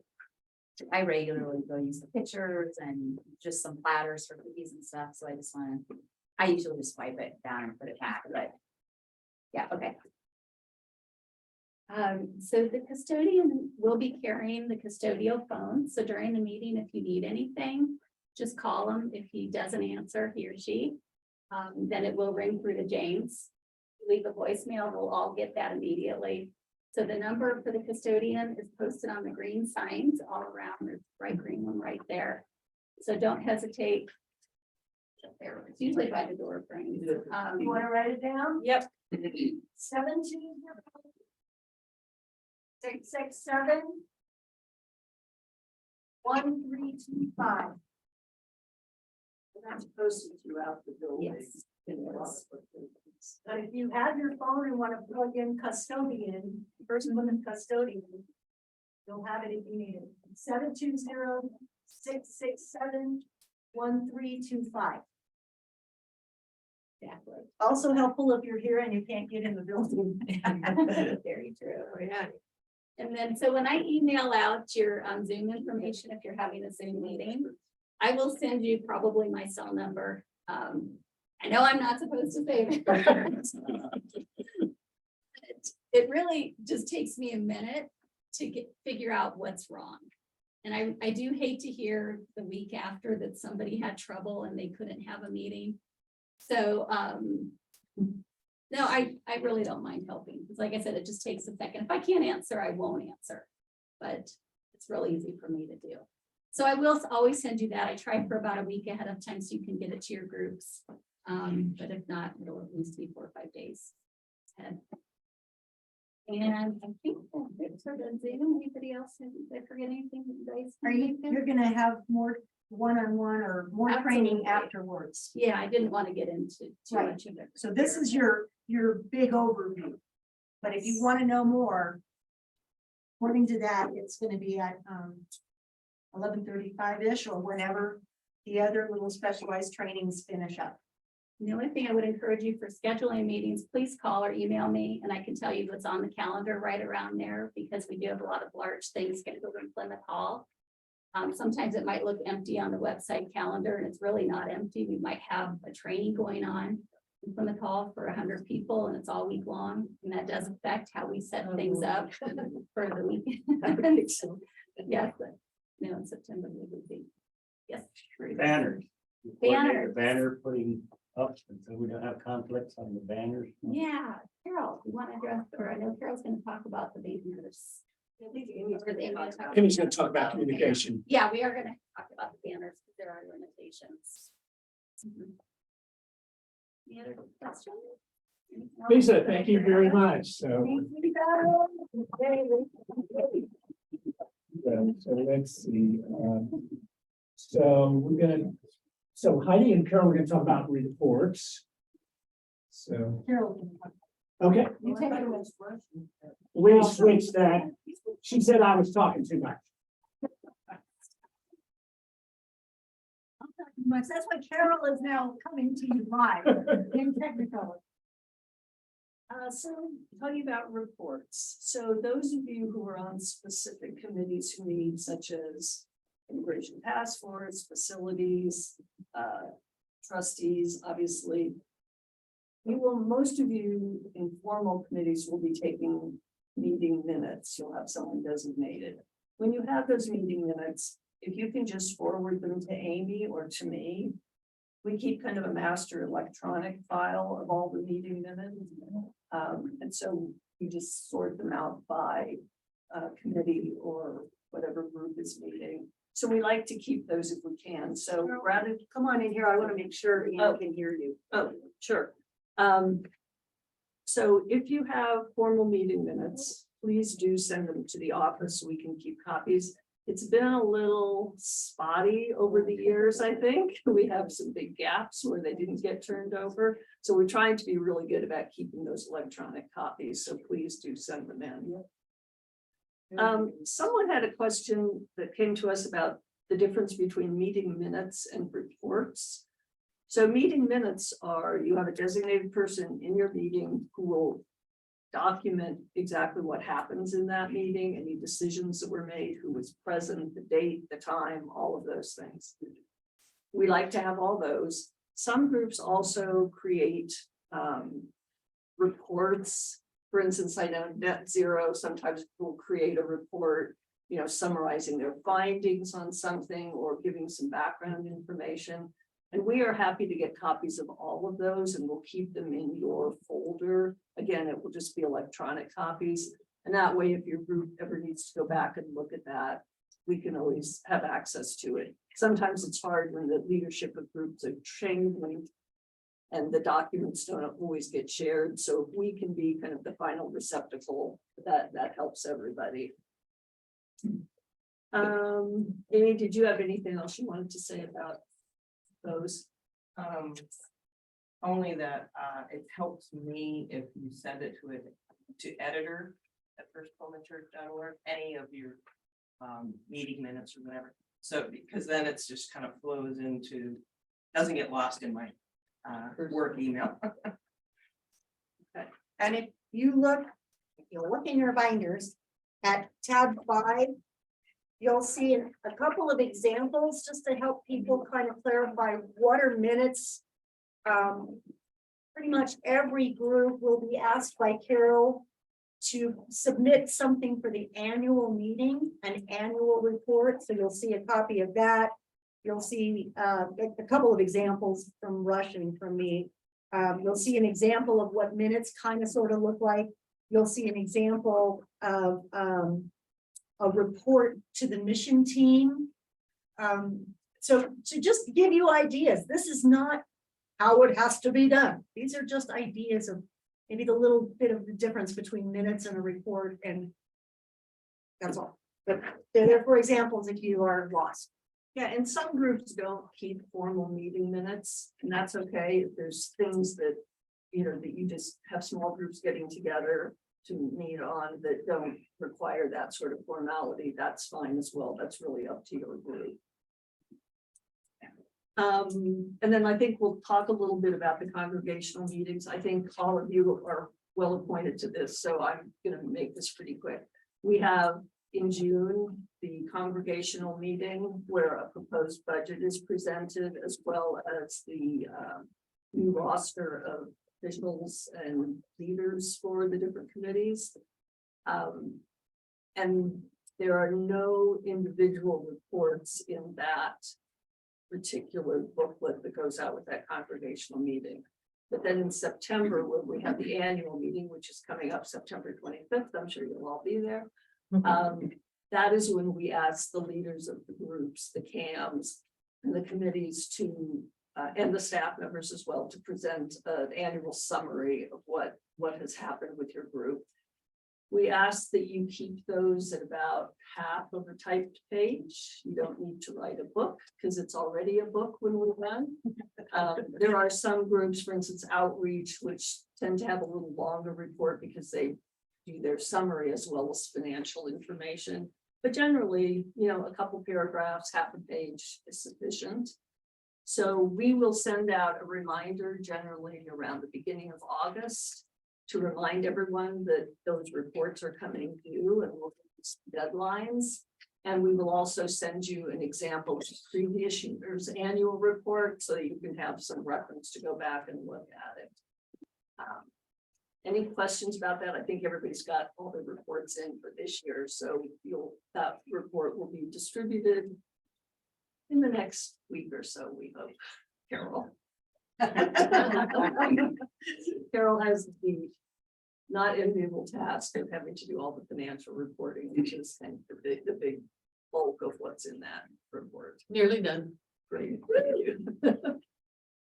Any questions about congregational meetings? Yeah.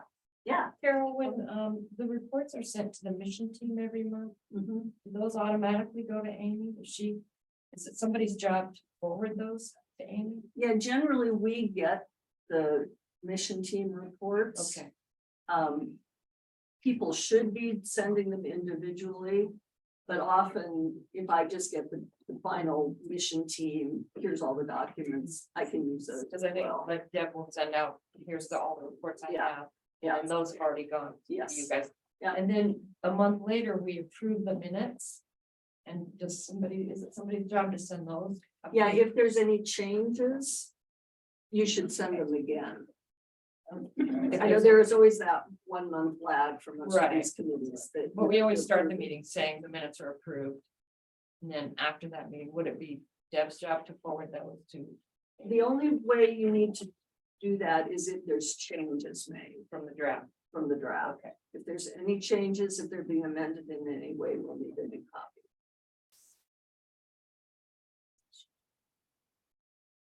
So the initial, I'm sorry, so the initial minutes get to you, the first draft, how do those get to you? No, Because you're on the email? Well, what you send out to the mission team with all the reports, Uh-huh. you say, here's. we get that. You get that, oh, okay. Now, the actual meeting minutes that are written, we get that whenever you're done with it and.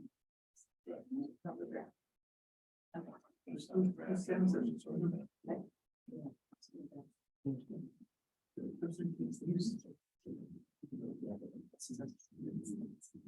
They're on the mission team group email. Okay, that's what I'm saying. Yeah. Fine, now, That's thank what you. we needed. Thank you.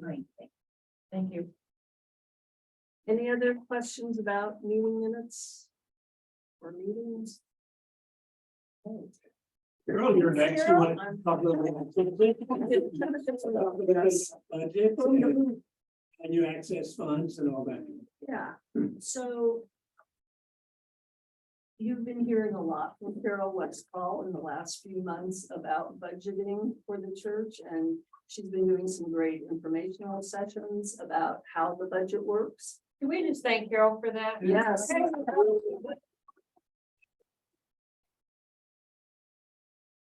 It's been really, really good to have her expertise on that. So I'm gonna give just sort of a high level summary of that. So the church operates on a fund accounting system. So we have an operating budget, which we're all gonna be seeing, the one that's gonna be presented at the annual meeting very soon. And that covers things like the personnel costs, salaries, benefits, utilities, insurance, building costs, all of those basic expenses for running the church. In addition to that, not included in the operating budget are a number of funds, which Carol, I don't remember how many we have right now, but there's quite a few. Oh, I'm thinking there were maybe 30 or 30? 35 on Yeah. the list I did for the annual report. Yeah.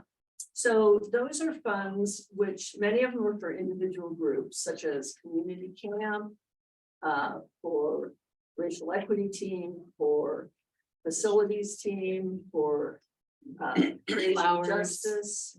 Pardon me? Flowers, Flowers. adult education, music. Right. So some of them are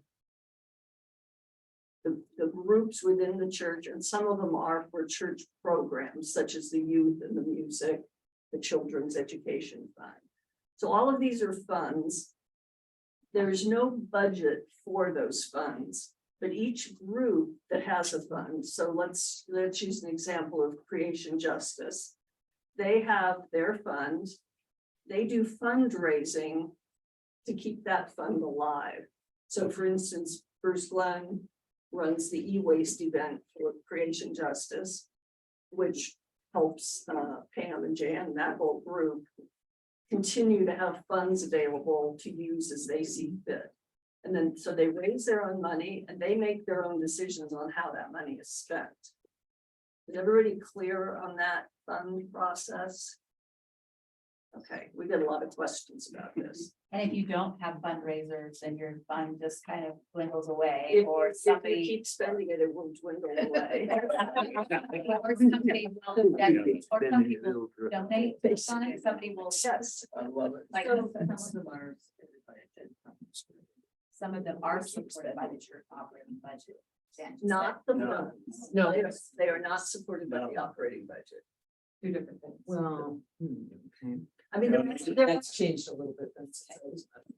there are a few exceptions. For instance, there's a small line item on the operating budget for stewardship because they have to get some supplies and thank you notes and some things like that. There is a certain small amount for adult education to help pay for the speakers, but they also have their fund, which has to pay for a lot of that. Okay. So generally, the funds need to figure out how to raise their own money. It can be things like the e-waste event. It can be The flower committee gets people who want to put flowers out to send donations to fund the flower committee. Let's see. Men's fellowship takes up a collection at breakfast. Yeah. Youth group does the King Supers Oh, that's right. Okay. donations, so quarterly they get a check from King Supers to help their fund keep going. I think Joel for the music fund this year, he's doing a concert series here that, and some of those are gonna be fundraisers for the church. For the music fund, so there's a number of different ways, and some groups just simply appeal to the congregation. And say, please donate to our fund, and they'll get checks coming in. And there's some memorial gifts that go directly to funds. So there's a number of different ways that this fundraising can happen. But that's outside of the operating budget. Carol, are those considered program costs when we report to the IRS? Say that again? We don't We report don't to report. IRS. Churches do not file, We're not finding. do not file informational returns with the IRS. If we did, they would be considered program expenses, as would a very large percentage of our personnel expenses would be considered program if we reported to the IRS. So it's important to keep that in mind when you're looking at program versus administrative overhead. Other questions about these funds? So groups are all in charge of their own fundraising. Now, when you want to disperse funds, if you look, I think under tab 6, there is a check request form. What you will need to do is fill that out. And you don't have to worry about the account numbers. We can fill those in, but it's just a description of what's being paid, and you'll need receipts for everything. If you have a hard time getting into the church to fill out the form and do that, you can also email me the request. We need a request in writing before we'll disperse any funds. And it needs to come from the leadership of the committee. And yes, so you can email us as long as we can get the copies of all the receipts and everything, and then we will cut checks for, your supplies or your speakers or whatever disbursements you need. Questions on that? My thing I was struck on that is don't call me and tell me to write it down, because I won't. We have to have it in writing, and we have to have the receipts. Amy is saying that she can probably make that on the members only site as well. Check request form, yes. Yeah, an invoice can go directly to you, like from Monterey, and that I don't need to fill out something separate from that. That's correct. Okay, If because I never have, I just want to be sure. Right, Yeah, if they're billing us directly, yeah, that's they fine. can just invoice you to us. Yes. And for certain things like La Parade, where we know what the event is, we know. Yeah. That's fine. We don't need you to do that. Any other questions on funds? The other thing I did want to make sure everybody knew on that is if you are dispersing more than $600 a year out of a fund to any specific person or organization, we will need a W-9 filled out, and we will want that before we cut the check. So you can go online and get a W-9. It's just a standard form, or you can let me know and I can get it to you. But we'll need to have those before we cut checks. Let me just add a little more detail there. The W-9 gives the tax reporting number of the payee to Carol, because if we pay more than $600 to an individual, a non-corporation, we have to file a 1099 with the IRS that says we gave this person more than $600. And in order to do that, we need their tax number. And that's what you get from the W-9. Yeah. Even if it's like a reimbursement for a No. bill that they've submitted. No. It's more of a service. Yeah, It'd be nice. yeah. I think we run into And you this can get a most- W-9, you just Google W-9, you get a blank form printed out, fill it out. It's not an esoteric form. And I think we run into this mostly when we have people who come to speak multiple times, where over the period of a year, it adds up to more than $600.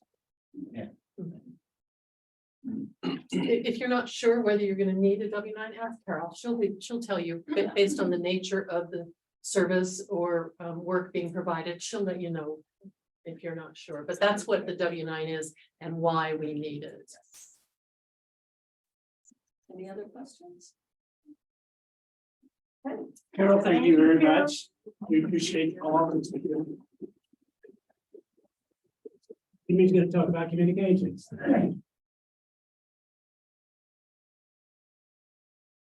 Well, I think most of you have interacted with me on communications in the past, but I thought I would just reiterate for everyone, and so that there's no, if you're new on your committee, you'll have this. All of it is included in the guide to the church office Every. that you have. But I'll just mention to talk about specific publications that are standard ones that happen regularly. Any kind of publication that any spot that you want to be published needs to come to editor, not a Turner. Editor would be very helpful so it doesn't get lost in my inbox. It can be just text within an email itself. It could be a Word document that you attach. I prefer not to have PDFs because then I have to convert it, and then sometimes the formatting is weird and okay. If you're sending images, you can attach them to the email. It's fine. And we just talked earlier about minutes that you're going to send to editor as well. There are two main publications that we have: the semi-weekly updates, which go out on Wednesdays and Saturdays. And for the Wednesday update, the deadline is at 4 on Tuesday. That gives me the Wednesday to make sure everything's set and proofed and everything, so it can go out at 6 p.m. on Wednesday. I'm requesting Thursday by 4 p.m. for the Saturday update, because that gives me Friday to prep, get it proofed, scheduled, so I don't have to work on the weekend. So it just happened from time to time. And there will be times, I'll have you know, there will be times when Wednesday comes along, there's been a change to your spot, you have to cancel it, you need to add information to it. That's fine. Just know that I leave at 4 on Wednesday and leave at 4 on Friday. So if you have anything outside that time that you need to make sure that update needs to be modified, I would say, what, email Carol? I would email or text Carol. Yeah, I would email Carol. And she'll hunt me down wherever I'm at. See if I can put that change in. You know, if it's something that can wait till the following update, that's fine too. You know, but if it's a critical thing, like for instance, Sunday school got canceled for this Sunday. So I wanted to make sure that was pulled out because I put it in there for Wednesday. So I pulled it out for Saturday. Okay. So those are the semi-weekly updates, and then the monthly newsletter, which I'm always hoping I have enough to fill. I don't know. Do any of you actually read the newsletter? Okay, that makes me feel good. Wonder if I just keep going because we've always done it, you know? Good thing. So, all right. It's not one of my favorite things to do, but it is. It's useful. Do you print it out anymore and have it sitting out for people or no? When No. it's now that COVID has, you know, calmed Yeah. down, we probably should, because that's kind of a marketing tool Yeah. for I think it's Sundays, good. for the people who want to know a little But bit more about the to church. answer that, it's on the council. Yeah, it is Bulletin on the board council. every month, the new ones up there. Yeah. So there is a copy available. And there's times that it's disappeared because somebody helped themselves to it. So- It's fine. So it is there. I should. But I'd like Yeah, to but have have it it out out on on Sunday Sunday mornings. morning. Can't take it. I mean, Yeah, people take it, we'll get another. No, I'll put the basket out again. I know, you should have one. Some at the Mission Central. Yeah. In a basket.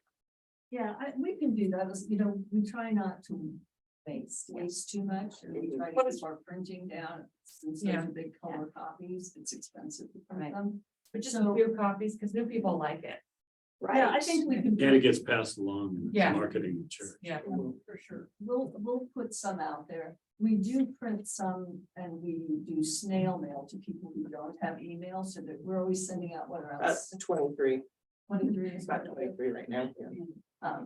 So we do print some of them, so we'll just print a few extras.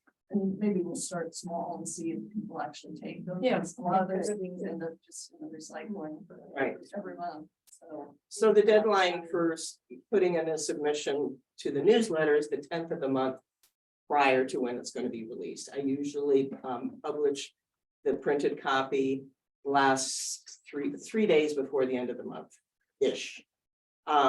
Let's say something comes up on the 15th or the 20th of the month. It may or may not get into the newsletter. Okay, you can try sending it to me. Or if you know by the 10th that you're going to have something, but you won't have it until the 20th, please email me, call me, let me know. I'll save you a spot. It's very important because with the newer format versus the booklet format, the spots are kind of small. So I just want to make sure that I support you in getting your message out, but please by the 10th, let me know so that I can frame my publication. And then there's the last thing that we're adding to that I didn't include earlier, and that's the small groups booklet, which is going to be updated annually again. We stopped using it because of COVID and because the information would become stale quickly as it's printed. It's also expensive to produce. However, as a marketing tool, it's very helpful for new members to get a better overall picture of what our offerings are at the church. So come July, first part of July, I will send out an email to everybody who is a small groups leader so that I can have you review what's currently in the small groups booklet and update the information for me for the new coming year. Okay. Did you want to talk a little bit with that email about MailChimp and Shelby Next? I'm getting there. Oh, okay. Oh, did I miss that? Oh, I did miss that. See, thank you. That's why I printed out my agenda for you. Okay, yeah, the updates that go out on Wednesdays and Saturdays are sent from a free emailing tool called MailChimp, if you've never heard of it. However, there are some limitations to the number of emails that we can send out from MailChimp, as well as how many emails can be held in there before they start charging us. So we've also tried not to inundate people with emails every day, because then if you do that, they're going to unsubscribe. So that's why we have the limited semi-weekly emails on Wednesdays and Saturdays.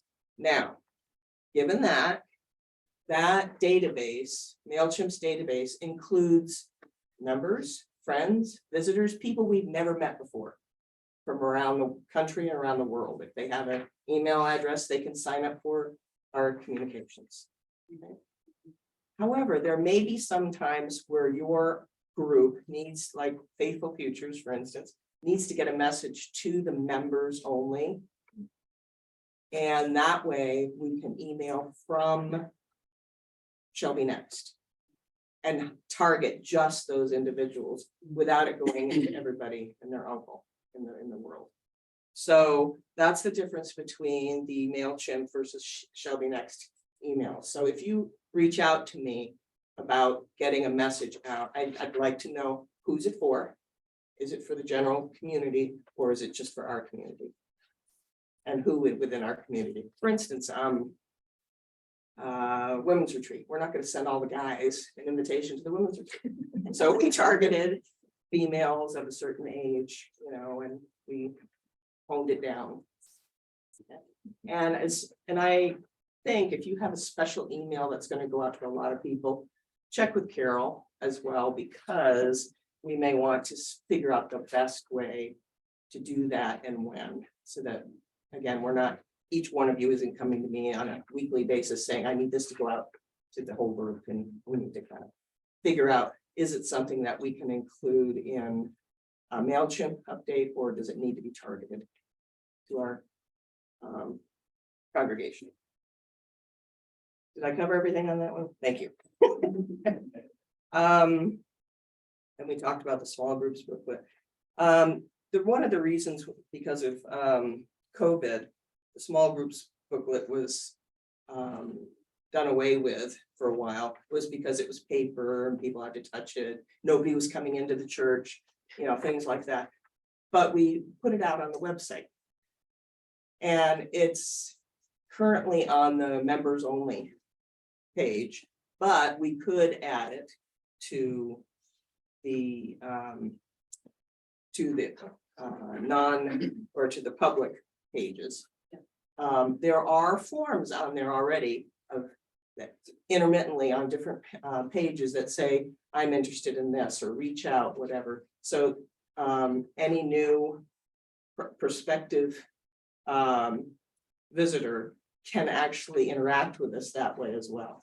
So if you've spent any time on the website, you'll see those little forms, and those forms come to me. And then I distribute them to whoever needs to get that information. So speaking of the website, yes, you have a question? No. Oh, okay. Just stretching. Speaking of the website, just to clarify, the website can be a public marketing tool that anybody in the world can access and find out about our church. However, there are parts of our governance, documentation, faithful futures that are not public. Correct? So that information is behind a locked door on the members only page. So you need credentials or a key to get in, and you get that by signing up on the website itself. And up in the upper right-hand corner, there's a login, log out button. And if you're not signed up, you'll want to do that so that you can access some of the church only type documentation. How many of you have access to the members only web page? Not Not a lot. many, about half. Okay, so if you have questions about that, feel free to reach out to me, or just go sign up on the website. It is monitored because we have a lot of Russians who are trying to break into our website. So it comes in, I get a notification, I confirm that you're a member, not a visitor, not a friend, you're a member, not a Russian, and then I will approve you. Yes, ma'am.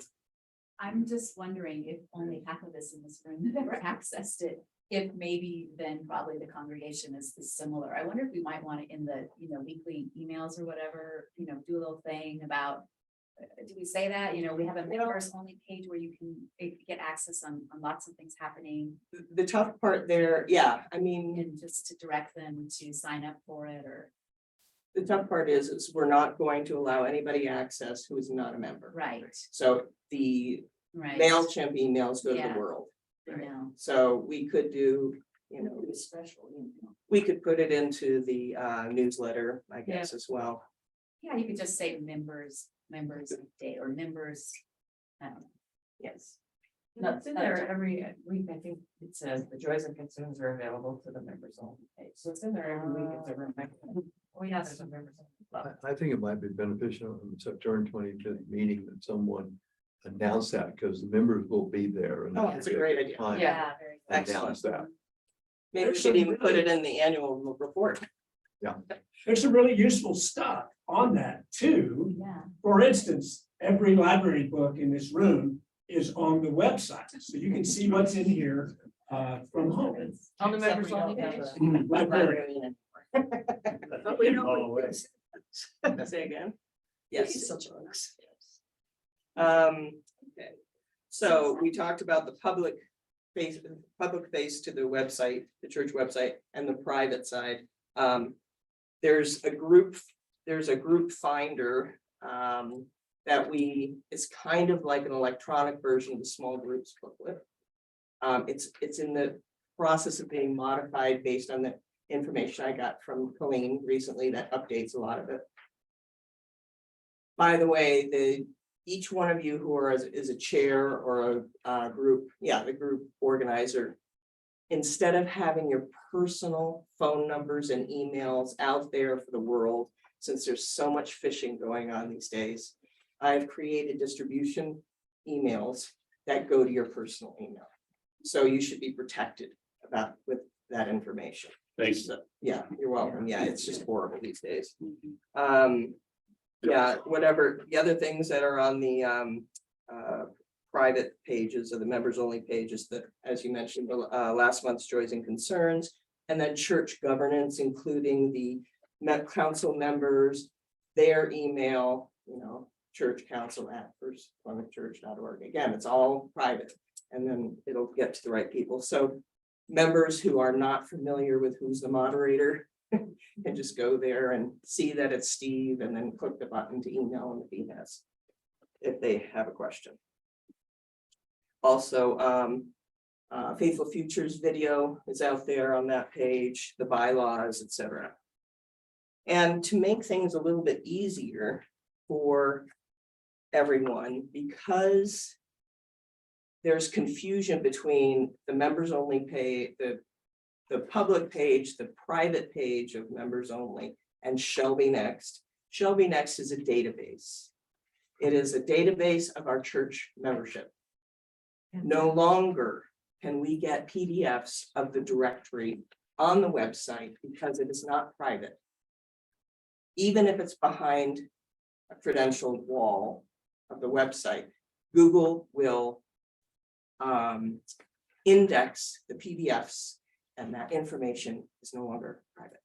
How can they do that if it's behind a locked door? It's because it's just a document in an index that they index. They look for PDFs and they index them. So I am not going to put. So they just index the name of the file. They don't index. I mean, you can't pull the file up. Oh, yeah, you can. Yeah, if we went and said a directory, whatever, and it was out there, it would give you options to open it, download it, whatever. So that's why I don't put anything private out on the website anymore. That is what's called in the deep web when it's behind a locked door, credential door. You can't do that. You can't, Google can't search that. I mean, first of all, it's illegal, but physically they can't do that. We're not talking about the dark web. No, I'm not. No, I'm talking about the deep web. There's a surface web, a deep web, the dark web. That's your illegal activity. Steve, can you ring in on this? No, I don't know. You don't know? I can't answer that. No, I don't know. Anyway. Shelby Next. So Shelby Next is how we keep our information private, and it's an application. It's web-based. And I've put a button on the members only page to give you easy access. You don't have to go that way. You can go directly based on the cheat sheet I've passed out to a lot of you. How many of you do not have access to Shelby Next right now? Okay, so most of you. Most of us have it. You don't know. No. Okay, so I hope to see you after this meeting. Okay, so other than that, and then every day, and I do use it on my phone every day. So, yep. Okay, what can you do on Shelby Next? The church directory, that is the church directory. You can set up your own pledge, you can maintain your own pledge, you can make payments on there to your pledge or to anything else. You can run reports. Some of you who are chairs of groups may want to take attendance. I have, right now we have, bed, I keep calling it Bed Bath and Beyond, it's not, it's 508. BBB, and that's what their emails could be, BBB. Anyway, so yes, I've trained them, they take, Kay does it for, Progressive Christianity. It's very easy, cuts down on emails. I need to collect that information for the statistics for the church, boom, it's automatic. So really nice. So if you need to take attendance, just get a hold of me. Okay. You have to have special permissions to do that. So I would have to say yes. Okay. What else? That's about it for I have a the question. shall be next. Yes. Is the database being regularly maintained? This is my challenge. Yeah. And if you'll refer to your org chart, this church is run by the congregation. Okay, I've been I've been here in this position since 2015. I've been trying to get the congregation to let me know when people leave. Tell their buddy, I'm never going back to that church, whatever it is. So I do not feel comfortable flagging somebody for removal if they are a member. Now, if they're a visitor or a friend and they haven't been around since 2016, yeah, I'm gonna flag them for removal. Well, it would certainly help on the free software MailChimp on the number. The Absolutely. limitation. Absolutely. And when you and I ran that, one, I think it was, gosh, I saw someone who hasn't been a member in this church for 15, 20 years. Right. Yeah. Am I correct? I believe it's in our bylaws. If we have to receive something in writing See, yeah, that's the other. before we can take someone off. And that's a problem For if they have moved to Connecticut and passed away and their family hasn't let us know. That's a That's a perfect bad example. limitation. Well, Yeah. from time to time, I do, by the way, I do the birthday lists for the newsletter monthly. So every month I'm looking at these people, I'm like, who are these people? You know, so I will do searches for obits, things Right, like that, to try to help keep the number down. And I'm praying that Web of Care, I just emailed Tammy yesterday. I'm hoping Web of Care will assist me in tracking down who these people are. Do they want to still, send us information on them so that we can call them? Because we pay by the head for Shelby Next's software. Oh, well. So Yeah. every October, I'm doing a purge to try to get that number down. Don't you pay also for every member to Metro Denver? Yeah, I was gonna say to the association. Well, Yeah, right. per member. Right, so going back to the org chart. The members of the congregation need to kind of get the information to admin so that we can keep our numbers, financially keep us stable. Okay. We also do have some restrictions about removing people. I mean, if someone has purchased a plot in the Memorial Garden, they're gonna stay in that database forever. Even if they've left the church, the Zimmerman. Right. Can't you have multiple databases? I mean, If you want to pay multiple. all right, there's that fee. Okay, miscellaneous communications, sometimes, at least in the past, we've done snail mail mailings. Now, in this day and age, it's expensive, print and postage. So if it's something that we can, filter down the database of who you want to mail to, we can do that. Please give us 2 weeks notice, because that's time intensive. The mail is also incredibly slow right now. Oh, and it's very unreliable. I have, from a payables point of view, I probably pay almost a half of our vendors online because I can't trust that the checks are gonna get there. So. Okay, if you have reservations or you're wanting to do a survey or something, I can create very quick online forms.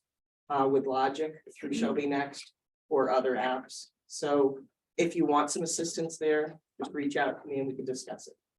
Okay. If you have communications that you'd like to hit Twitter or Facebook or whatever, please forward those to Carol. Carol has hired a contractor to manage that for us. So rather than it getting stuck in my inbox, social media goes to Carol. Banners go to Carol. She has there are limitations based on Cherry Hills Village that she will have to discuss with you regarding the banners. Can I ask one question about Facebook? So we have a First Plymouth Facebook page, and then we have a First Plymouth members page, right?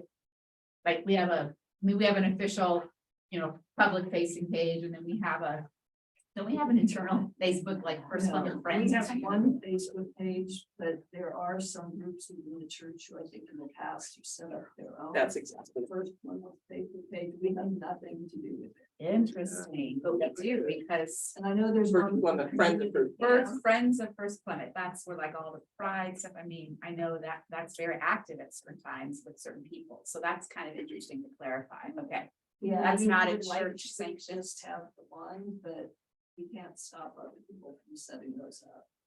I think there's one for community camp. There else. We don't have to do all. Yeah. So the main one, the public facing one, if you want events promoted, we just send that calls to you, okay. And generally, Might use that more, generally might we- use that more things. we put things out that are listed in the Oh, okay. email updates. Right. The bigger question is, are they linked to the First Plymouth site? No, See, that's I'm sure. huge. it's a huge problem. Yeah, I know it's huge if it is linked, because it just helps visitors. More people see us online if there's more links. Linking's all part of SEO. So that, Yeah, the SEO is where our next focus has to be. right. Yeah. So you're saying that they link, that the Facebook page has a link to the website. So The more links you have to, yeah, it's helpful. Well, I understand how links works out.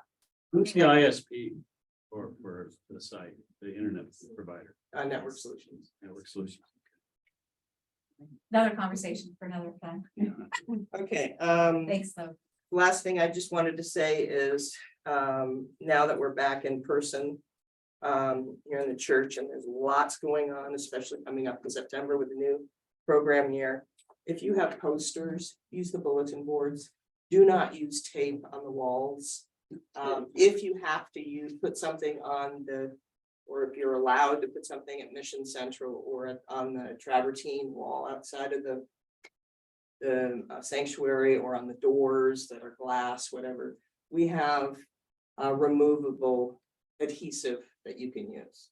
There are little dots, there's clay, poster clay and things like that. Do not use Scotch tape. And they can get it from the office. Yes. Or even masking tape, because masking tape also damages paint. In spite of what we've all been told for most of our lives. Yeah, if you look around a lot of the big, beautiful wooden doors. Yeah. All of the, You'll see the finish is just getting destroyed. yes.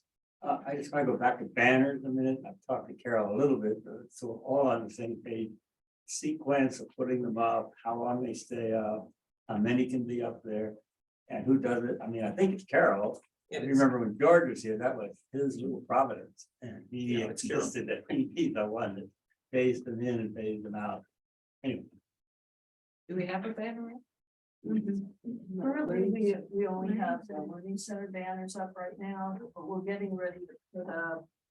Y'all are welcome there, and then the E-waste. e-waste will go up right after that. So we kind of rotate with giving groups a couple weeks if they need it to have their banners up, but then they'll come down after the event, and then we'll get someone else's up. Then we try to put in some other just sort of informational ones in between, so maybe the gun violence banner or something like that. Have we ever gotten pushed back from Terry Hill? I mean, more and more banners are up there simultaneously. If there's too many up, they will let us know. So far, So we're really careful about it. don't ask. We don't want any banners up there, and it just Doesn't do any bad. good. You get too many Yeah. out there, right? And people that won't see them after a while, right? You have to kind of make them have an impact. I have one last thing to mention to anyone who's going to be at the All Are Welcome fair. If you're unloading out here in the red zone, do not leave your car unattended. You will get ticketed by the Cherry Hills Village. It's happened to me before, so. Don't get involved in a conversation in the portico and have your car out there. You're just gonna get a ticket. We thank Amy. Yes. I would follow up. Tab 3 is it's like a review of what these incredible people have just shared. It's worth reading. If they took notes for you, they put this together, not either of us. So before you call, check tab 3 first. See if you can get your answer from there. And then the second thing is they are working on a weekend. And so I just want to thank them again because they decided to do it.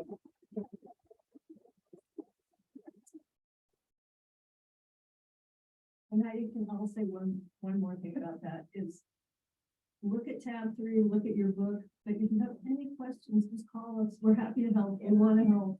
So don't get frustrated over something. You can just give us a call. Because they're that nice. Yes. Okay, we are almost done here. We're at mile 20 of this marathon. So we wanted to take a few minutes and hear from you. We've done a lot of talking at you, but we would like to hear from you. So some of the topics that we might talk about in the next 20 minutes are what's been left out in this training that we might improve, but more importantly is what challenges do we face and how might we help each other? So Carol. I want to say something about the bylaws that are included in this packet. They are not the most current version of our bylaws. They are the most current official complete version that exists, but they have not been updated with a couple of actions that have been taken by the congregation since September 24th, 2017. So you need to know that there's some things that need to come into this, and council needs to step up to that and figure out how to get a updated version. So Carol, I have a question about that. Well, I'd also like to point out on page 4 at the bottom, the PPRC shall report to council. So your organization chart, according to the bylaws, is correct. There may be other discussions about that, but right now, the organization chart matches the bylaws. So that might be something that gets addressed in the Right, PPRC exactly. about changing the wording. And let's Exactly. get everything consistent. So Larry, you had a So, question? yes, so can everybody who's on the church website, right? They'll be next. Can you get access to this? Is it on the That I- website? Yes, it's not in Shelby Next. It is in the Members members only page. Members only, that's what I meant. Yeah. Members only And page. if you click on the button that says office and or governance, office and governance or something like that. Yeah. You can find it there. It takes you right to the section. Okay, so. You would wonder, since we've had, let's say, that's 5 years now that we've had to update it, you would think maybe we would have done that. I think I have the latest one on the website. I'm gonna check it now. Okay. Well, all right. every time I've asked for the latest one, which I've done 3 times in the last year, You get this to- is the one that get. someone comes up with. Yeah. This is what Carol has as the latest one. This is what Liz had as the latest one as the moderator. This is what I got every time. So I just want you to know, I have not been able The to wheel find had a one little. that has a later date. The wheel has to get a little squeaky. Yeah. All right. Well, and I'm afraid I'm probably the one responding to this.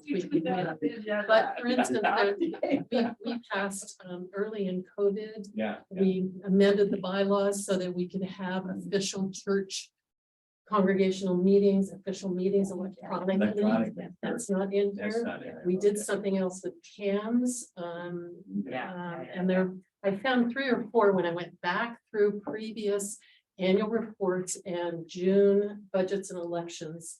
reports. I found several that did not make it to a final thing that says the Constitution and bylaws of it, et cetera, et cetera. Well, and we'll also have to look at the council minutes too for the last. Yes, It will be at the congregation meeting, the bylaws and the change. yeah, that they would be in the minutes of the congregational meetings. So you just have to go through those. So they would be in June or September. So you have to go through. Yeah, it's only, yes, that wouldn't be in. So I just wanted you to know that things have happened that aren't in this document, so know that if you're referring to these bylaws. Well, I think we have past moderators serving. It's not in there. Yeah, they need it past moderator as a council member is also not in the bylaws. Thanks, Beth. I knew there were a couple of other changes that we made. So anyway, just a quick update for you. Other comments? What else do you guys want to say about the next year and facing your leadership position? I'm Yeah. thinking, Just one thought that, again, is not really the conversation today, but coming up of Ginny's suggestion that maybe we consider a nominating committee again. I wonder if there is something that we could call like congregational development or something like that, rather than nominating committee that would that would take the new member information and the other kinds of needs, to really work on congregational development, not leadership development like this, but nominating is a word that I think kind of freaks people out. And particularly the idea of trying to reconstitute that committee that called and begged people to be on ministries. So if we were to go that route and name it something differently and really work on, development, congregational development, that might suit that. Would that be, is that something that council needs to take up? For decision, is that where that would kind of sit? Like that, I think so. I would say that. I think one of the reasons that it went away, because I know that nomination went away sometime when I was either on council or moderator, was because you would be on nominating committee calling for creation justice, and I'd never been on it, and I'm asking Colleen to be on it, and she asked me, and it just got to be so difficult to recruit for things you didn't know about. Right. And that's why it went back to the committees to recruit for themselves. And so Which I think can still happen, but a place to integrate interests, whatever it is that Heidi's collecting and. yeah, that does need to happen. I really do like the idea that people that know what they're talking about. we also laughed about the fact that once people find out who's on the, call it whatever you want, they won't answer the phone. Hey, caller ID, I know why she's calling, the meeting's coming up and I'm not available. So, I mean, it's sad, but it is true. And again, with the whole hopeful paradigm shift, if you've got a form that maybe will help you, an email example that maybe will help you reaching out, we're going to talk about a couple of little actual leadership type of traits very, very briefly. Theoretically, we shouldn't need that kind of a body. We should be able to just open our arms and say, unfortunately, unlike what Bob shared earlier, we should be able to open our arms and say, wow, we're so excited, let us help you get involved. And that's what we're working for. But I've got it written down. I just want to thank Heidi and Rush for all the work they did on this presentation, which was incredibly helpful. Now, are you guys part of the leadership task force? Because that's something that continues. We are the leader. Part of the leadership. Rita Alexander was the other member. Amy was with us for a while when she was part of staff. She was kind of a staff liaison. But you guys are going to continue your work. That's to be determined. We'll find out. We were a task force, so we could get dissolved. Well, Depends on what you guys think about it. I was just going to say, it's really Don't helpful to dream have too you much. guys monitoring and, once a year, whatever. It's been wonderful. And I appreciate the work you did for recruiting volunteers. I know Rita was a 30-year volunteer coordinator. And her insights are really helpful now. Yeah, we miss her a You know, when you have a nominating committee or somebody sending an email, like Russ sent an email to somebody he really wanted on CE. That's really smart. But I think in my experience here in 12 years, the way I got recruited was somebody came up to me and said, you know what? I really like your smile. You're so good with people. Would you like to be out front once a month and greet people as they come to worship? And I'm like, sure. And that was the beginning for me, you know? I mean, it's a one-on-one, you personalize it, you individualize, you tell this person whatever it is you like about them and that you think they would be good at. That's gonna help us more than any email we send, more than any newsletter, you know, contact community life if you want to. It's about people. And that's where I think the new members is important. And I just thought, you know, to follow up, if you could send the mission team after your new members are, you know, whatever their summary of what they are interested in. And then people on mission teams say, oh, this one is interested in creation justice, or this one's interested in facilities. And then we could follow up. But if the mission team had a summary of, you know, what the new, and I always try to meet them soon after they're admitted, because it's important to make them feel welcome and a part, you know, they've just taken a big step to join us. Our responsibility to follow up and welcome them. And there's nothing like a personal connection. Great idea. So noted. Liz, did you want to say something? Yeah, I just wanted to, I asked Rush if I could have a couple minutes, and this is Colleen, you stepped up. 2 years ago, when I was vice moderator, several people on mission team came to me and said, hey, Rush was instrumental in bringing this to our attention. What do we do about secession, and what happens when you need a new leader to help? I said, nothing. We don't do anything. We don't do anything. So I and Rush, Heidi and Rita, I came up with the idea that let's have a task force, leadership task force. I charged them with 3 things, and I think this retreat, an annual retreat, was one of them. Try to figure out how you develop new leaders, and I don't remember what, I may be identifying leadership problems and what to do. And these 2 people with Rita did an amazing job of fulfilling all the things I asked them to do. Whether or not this group goes away really becomes Steve's decision, because this was formed by a moderator, and they reported to mission team, they reported to council as well. So those are one of those things. It's a task force that's in effect, and they do their job just like COVID did, and you go away. Unless we determine there's a need, maybe there is a need, as Jan said, to develop some type of, what did you call it? I call it congregational Development team. Right. Maybe there is a development team that needs to be, you know, looked at. So I just want to thank them, the 3 of them, Rita too, for their hard work. Also, just to thank the staff again for their work today. It was very helpful. Do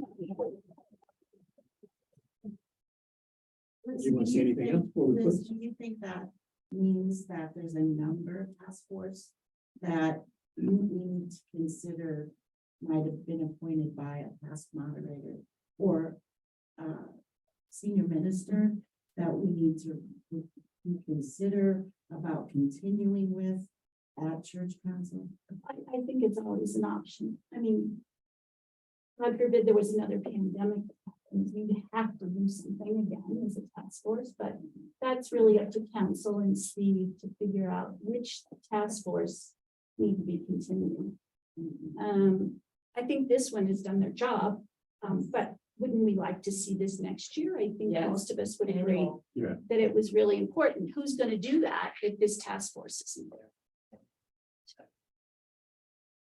We'll be here when we're 112.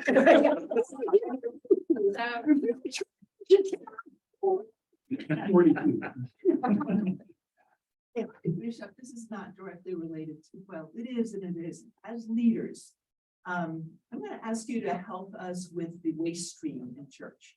We have, Creation Justice has spent over $1,000 to purchase compost bins, new recycling bins, new signage.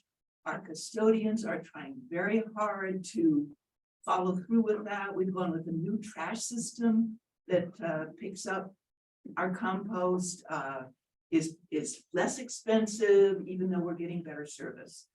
We in this building have got to do our jobs. So I'm really glad to see all the washable cups, the reusables that come from home. We've got compostable tableware. And this is no reflection, Heidi, or whoever, the paper plates are not compostable because they have a waxy film on them. We do have compostable plates in the kitchen. These So are mine from my kitchen that have been sitting there and we're getting them used. And that's what we're doing. As long as people know. Right. Those go in landfill. The paper napkins, the compostable utensils, any leftover food goes into compost. Please help us educate our community so that we can be responsible. And one more to add to that. Cups are compostable, but don't put cups with liquid in the bags. The poor maintenance staff tries to take these bags out, they break, they've got liquid in them. Dump your cup. Put it in compostable, same, I mean, obviously with these. Why don't you, September's a big month at church. Maybe you have someone from Creation Justice or a volunteer stand by those after church and say, let me help you explain this process. The trouble is there's a station in the front, there's a station here, there's a station in First Plymouth. We don't have that kind of volunteer effort. And maybe we just try one Sunday. I don't know. Okay, But that's I'm why just I'm saying. asking all of you. Yeah. Here's the other thing, it works very, very well, is if you're somebody like me, you have your plate or your cup or your whatever with you, and you're standing in front of the bins and you just are reading it. And people see you stopping and considering. That's all it really takes, is for people to realize, okay, this is a conscious decision this person is making. If all you do is stop and go, okay, that someone will see you. It's just leading by example. Right. You don't have to give a sermon on what's compostable. You just stop and consider and let them see you do it. But just like Pam did when we're all here in a meeting, if there are things used in the leadership of the meeting, could go over that, because it's also how do you leverage the people who are here that are part of this. Some just don't know. Before you dump the cup, because that's important. Excellent, right. Too much of that like go back. So that's just so. Why not put it on the website? Yeah, I was gonna say. Frame it as a walk the talk. Yeah, that's good, but a lot of Get people. me a copy of the red book that's in the kitchen. Can you do that? Okay, I'll make sure it gets on the website and included in the updates. great. And also, everyone here, it might be great if, if I can email it to y'all and so you at least have a copy of it. Good. And I think we're having renters sign something saying that they will observe, I don't know. That was the idea. Is that too hard to do, to ask them to look at our waste stream policies and follow through? We haven't put it in the contract yet, just what each group does is so different. Right. Sometimes they're bringing in all their old stuff. Yeah. We generally do not provide them with the compostable stuff Right. unless we're doing a coffee service, in which case we're charging them and then they will use ours. So we still have to sort of figure out how to do that. Okay. And I think it's all good to have the reading, but I think anybody who's a leader for a group can just do a short reminder and have book group, just remember this is what our focus is on. So today, napkins will go compost, paper plates will go in landfill. Utensils. Utensils go. Let's say. Are these compost? They say compost. No, I didn't bring these, but these are not. Silver. These utensils have to go in landfill. They are not compostable. No, these say. It says. Yeah, they're compostable. It says. Yeah, they are. Oh, I know, what about colored? It's fine, compostable, okay. Stirs, landfill. Sugar packets, landfill. Okay, so we got it. Leadership. It's our job after meetings to help people know where to put things and. All right, we're going to finish up as quickly as we can because really we should be done right now. Couple things about leadership, which is what theoretically this whole thing is about. Hopefully it's been a lot of good information for you. But as leaders, I wanted to share a little bit of wisdom by actually a friend of mine whose name is Merritt Guest, and she has written a book called Myth Shift. You can see what's coming. It's my idea that it's I hope our idea that there are some paradigms that are going to be shifting. This is a very exciting time to be a part of a church like this. We know that about every 500 years, the Christian church goes through a pretty massive upheaval, and we are there. We are in that 500-year time. If you want to think about it, we are what the history books might be looking back on. And I find that exciting. So with that comes some pretty tricky lines that are maybe fuzzy. There's a line between being flaky and being flexible. And in this church, we know we are a strong group of people and we have strong opinions. And sometimes it's tough to let go of those, and that can get us in trouble. One of the things she says is, your ego will fight pretty hard to be right, no matter what the cost. Think about that. Ego. More blood has been shed over being right than anything else in history.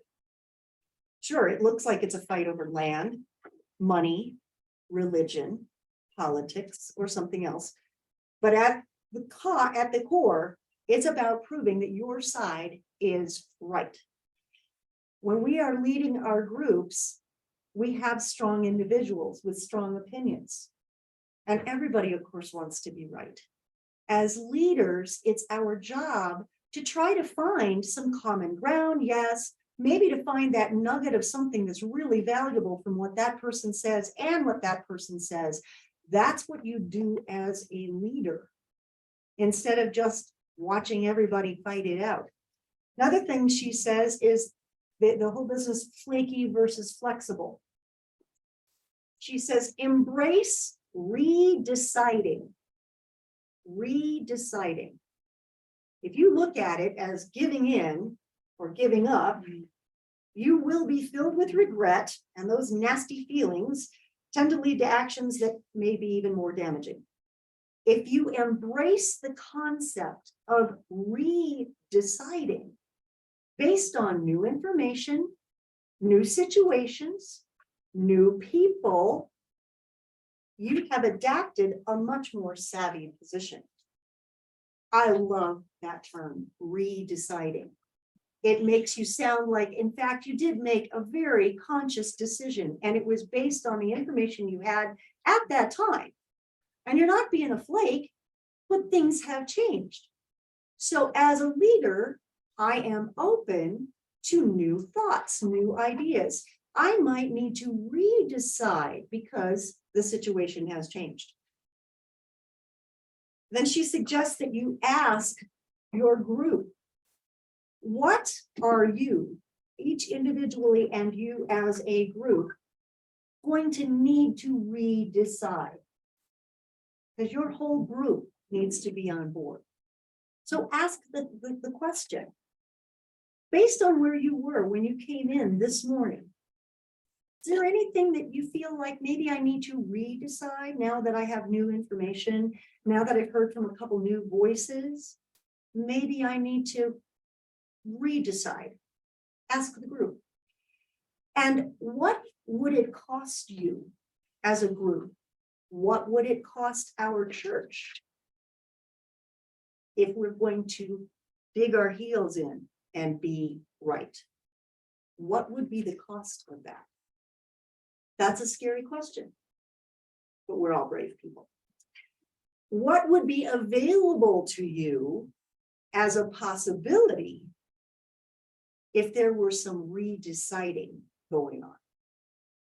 Think of the options that could become available. And for me, that's the exciting part of being leaders in a church at this point in history. I think it's extremely exciting.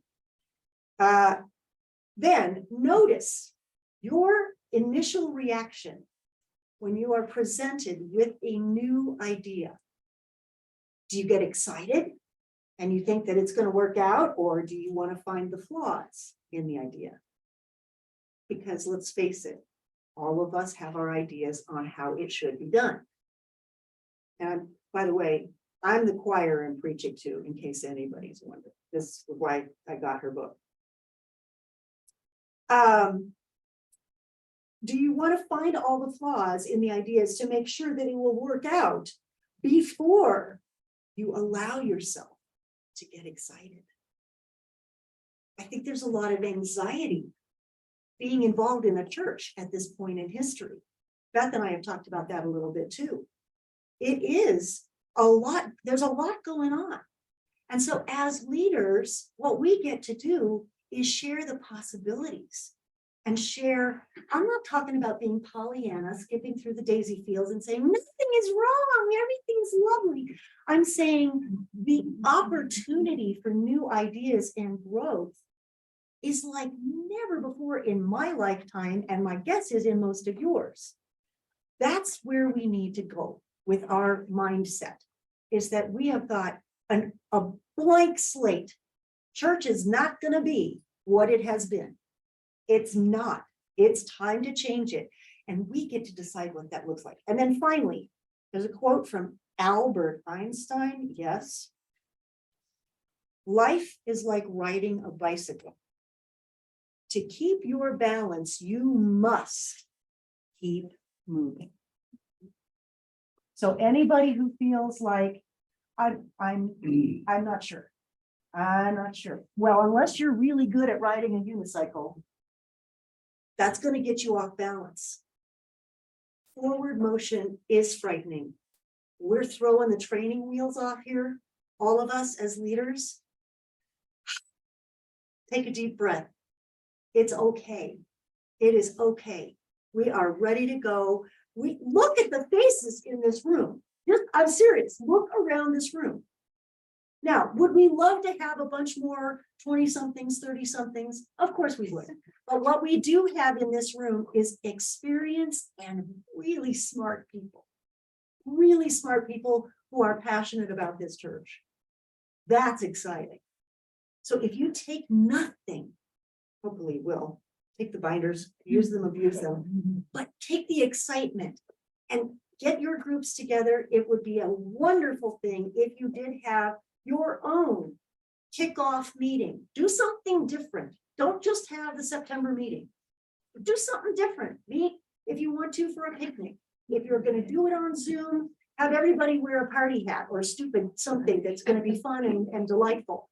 Do something different this year. Let's not do it the way it's always been. That doesn't work anymore. We're done. That's good. Try something new. So